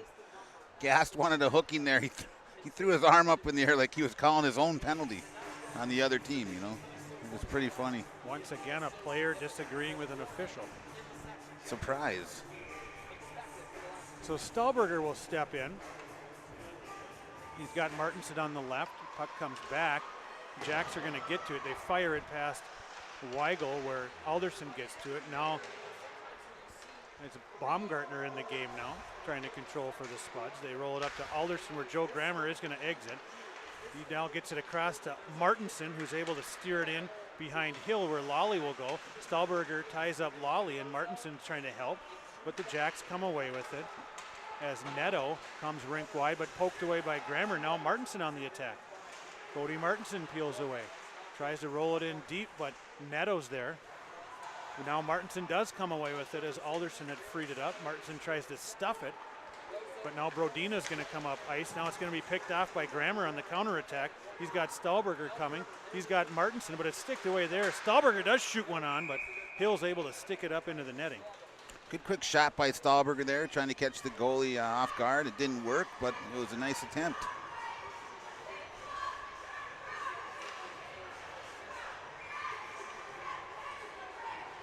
So here we have Schrader, Ness, and Tweet, Schiller, and Songstead, and they're going to go on a hard rim that's going to get by everybody. They wave that off, which is surprising, and play continues on. Tweet now comes up the near side. Ness trying to poke it on, but Roop is able to steer it back where Pickett and Gladen are there, but it does get jammed back in by Schrader behind Hill. Roop's there, tries to reverse it, able to do so. Knutson comes up to Gladen. Gladen rinked wide to Keeson, but good job by Songstead to defend that and break it up before it got started. Now Pickett controls, but ridden off by Tweet, and here comes Songstead. Dalton Songstead trying to maneuver up the ice. Gets met there by Gladen. Checked off the play, but able to get it rink wide to Schrader. Schrader on to Ness, and now Ness up to Tweet. Tweet backhands it in, but it's knocked out of the air by Gladen, who chips it on for Vogie, who comes back near side for Lally, and Lally snaps it into Weigel, who gloves it, but he'll hang on as Yvarro was applying some pressure.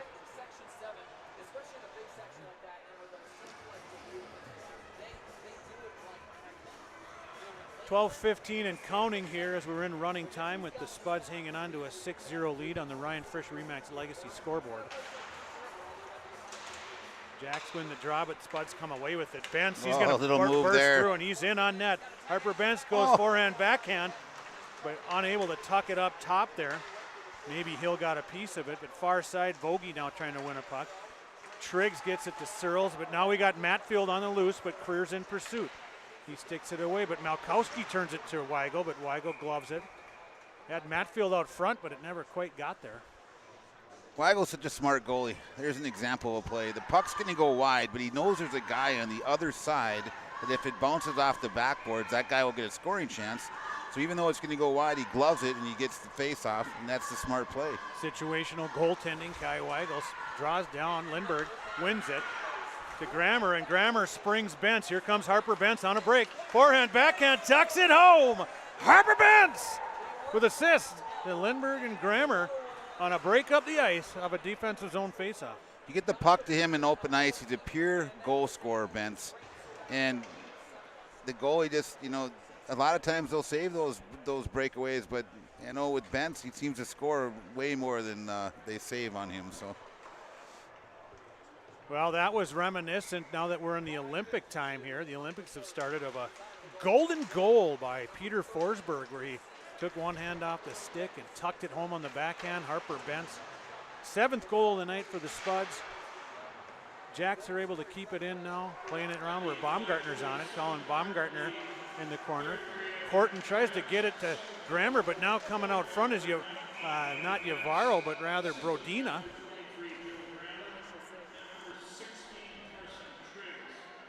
Yeah, that was, again, Weigel, got to stay sharp, and he's getting a little work there, and he stayed and watched the puck and followed it and ended up making the save, which was good. Now Kortnen wins it back to Grammer. Grammer's going to snap a puck up the ice where Roop's going to get on it. Ryerson in pursuit, but they turn it back where Pickett chips it on, but now Grammer has it over to Baumgartner. Baumgartner up the ice, trying to get to the line, is able to do so and throws it in behind Hill where Knutson gets there, but good forecheck from Korten, who's trying to turn it back to the front of the net onto Ryerson, and the net has come off again as Hill bumped into the post, and there goes the net. Yeah, another face-off in the offensive zone coming up for the Spuds. They probably don't need any more offensive zone time tonight, but they're going to get it, and they'll take it, I guess. We've got Songstead out there. Maybe the young sophomore Songstead will do something here. Here we go. Parker Gast as well in on the forecheck. They wrap it around hard where Bjornrud is unable to clear it. Goes rink wide to Lally, and he's going to come back near side to Bjornrud. Gets by him, and it'll go for an icing. Multiple times tonight, the Lumberjacks have tried that across the ice, back across the ice. I'll tell you what, they just have not connected tonight with their passes when they try those things, and it's been unfortunate for them because they just keep getting these face-offs in their own zone. 9 minutes to go, back to Songstead, tries to snap it on, but Malkowski gets a stick on it.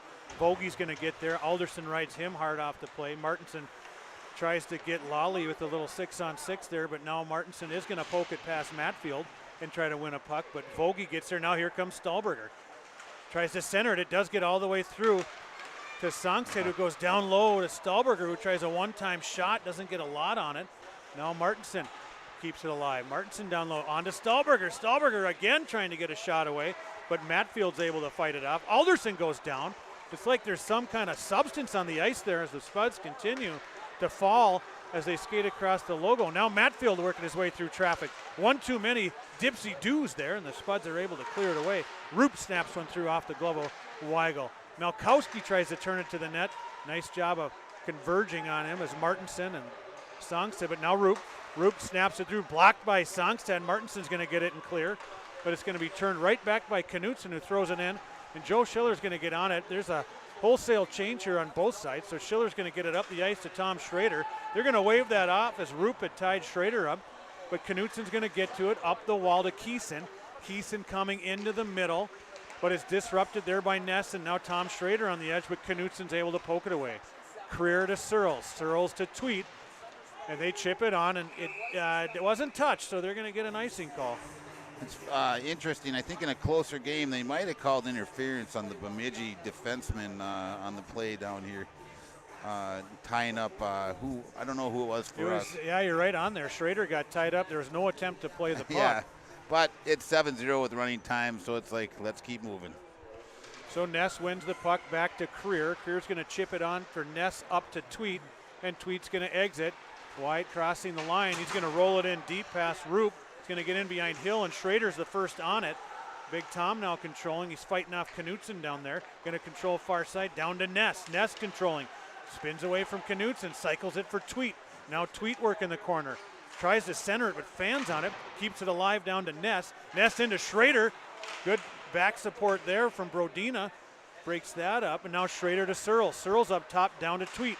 Sticked away there nicely as Neto came in to help, and now Knutson far corner is going to try to clear it, but Ness breaks that up into Tom Schrader. Schrader trying to get it to Tweet. Checked off by Roop though, and now far side corner. Tweet keeps it alive. Ness keeps it alive there. Neto's on him as well as Knutson and Tweet now. Now Tweet comes away with it. He's spinning to the net. Tweet's working his way to a shooting area. On net, big Tom Schrader there. Puck's loose. Searles now. Searles fires it towards an open net. Tipped through the crease. Behind the goalie. Creer rolls it in behind for Ness. On for Schrader, but Knutson now peels it back, but Tweet will get there. Up to Creer. Creer fires it. Hill sticks it away. Glove down by Knutson and flipped up off the glass where Searles will regroup. Searles is going to come right back up the ice. Here comes Andrew Searles on a rush. Drops it for Tom Schrader. Gets away from him. And then that's where Pickett's able to clear, but Carson Triggs turning it right back in. Drops it for Lindberg. Lindberg shoots, but Roop got a stick on it. Now Bentz. Bentz down to Lindberg. Lindberg kicks it in for Triggs. And now Gladen's going to come away, but Triggs picks his stick, and here comes Triggs down Broadway. He's looking for space. Out to Bentz. One-time shot. Bentz trying to knock it out of the air. Baumgartner to Grammer. Grammer's moving. Snaps it through traffic. Tipped on. It hit Lindberg in the hand, and Hill reacted and stopped it. They're going to go for an icing. Lindberg felt that one. That didn't feel good, but talk about zone domination there. Wow. Shot through traffic. Gets tipped on, and don't know how that stayed out of the net. Yeah, you had pucks going behind the goalie, around the goalie, hitting things, everything but in the net. Now Corton in with Ryerson and Parker Gast. Back to Grammer. Grammer's going to slide down the wall. Back to Ryerson. Boom! Short side shot there, blockered away by Hill, but Spuds control. Baumgartner gets one through traffic, bounces onto Hill. Now Ryerson up to Grammer, but fans on it. And then they're going to clear as it comes out where Pickett gets it up to Baumgartner now holding it in. Vogie keeps it in. Ryerson breaks that up. Now Corton on him. They're trying to get it up on the half wall to Bjornrud. They're finally able to do so, and they do clear as they get it to Gladen. Now Gladen on the left, trying to get around Baumgartner, chips it in behind Weigel. Baumgartner in pursuit, rides him off the play. Now Pickett's there. He's going to come away with it. Grammer in pursuit. They try to get it to Lawley. They throw it in deep. Now Matfield behind the net. Goes in behind for Gladen. Corton's on him. Now Baumgartner sticks it away, and Corton's going to come out clean, gets it to Ryerson. Ryerson coming up the ice, trying to find some space to buy time. And, yeah, Joe Corton is a little ballerina act there on the blue line to stay on sides, but all for naught as it comes out. Now Joe Grammer going to turn it back, plays it back for Schiller. Schiller up to Ryerson, chips it on for Corton, and Joe Corton's going to get on it. He's going to peel it back and look for some help. Corton now wheels it in behind Hill where Ryerson will get to it. Tries to get it to Parker Gast, unable to do it. Now Lawlee's getting feisty with Ryerson as they do battle. Lawlee wins a puck up the half wall, and they're going to come away with it as Yavaro is able to get it out to center, but Corton turns it right back in, and now Vogie's trying to exit. Gets it up to center ice, but broken up by Schiller. Matfield and Malkowski on him, but here comes Schiller. He's navigating the neutral zone. Joe Schiller on the attack. Gets chipped off the play there by Vogie. Tries to center for Stahlberger, but Vogie, nice job of collapsing defense, picks it off. And they are able to clear now where Songsted's going to regroup. 2:50 to go here in the third period. And now Songstead being harassed as he enters the zone. And now Martinson, now Alderson. Alderson into Stahlberger. Stahlberger tries to go short side high, but Hill gobbles it up. Nice puck movement by that group there again. And Songstad, he got the puck, and he had it in his mind he was going to make something happen on that rush. Just about did. Stahlberger, Alderson, Martinson. Little tomfoolery off the face-off there. Spuds roll it in deep. Stahlberger to Martinson. Ridden off hard. Now Martinson comes away, tries to stuff it. Great effort there. Puck's loose. I don't know. That was close. To go. I don't know what happened. He did. The puck was underneath Hill. Great attempt by Martinson to come short side and stuff that home and continue to bang away at a rebound. Alderson and Roop with a little cat and mouse there on the side. Good job by Martinson. Frees it up for Alderson with a quick shot to the net. Now Stahlberger down for Martinson. Martinson checked off there by Neto, but here comes Alderson. Alderson line wants a goal to end the game here. They just want one. Knutson has him in check, but Alderson controls. He spins again. Here comes Caleb to Stahlberger. Back to Caleb. Oh, but now Martinson fighting to knock people around out front, trying to win that good ice and get a puck. And that's Keeson and Martinson tied up. Puck comes away for Creer now. Creer's on the attack. Crosses the blue line. Here comes Colby Creer trying to work his way on net, but Knutson gets a skate on that. Now the Jacks come up. Picked up by Alderson, but a stick is able to disrupt that shot, and we'll have a whistle. 54 and counting remaining. Alderson was making the most of his ice time tonight. He played a heck of a shift there. He had, I don't know, 2 or 3 great scoring chances. Good work by that group. A number of good chances there. And here we go with Ness, Tweet, and Schrader. Baumgartner and Songstead on the point with 34 seconds left. Quick shot off the draw. Tom Schrader in on it. Matfield wins that battle. Goes far side again where Lawley's going to jump in. Try to get something going on the rush. Baumgartner steps in his way. Good back pressure from Tweet.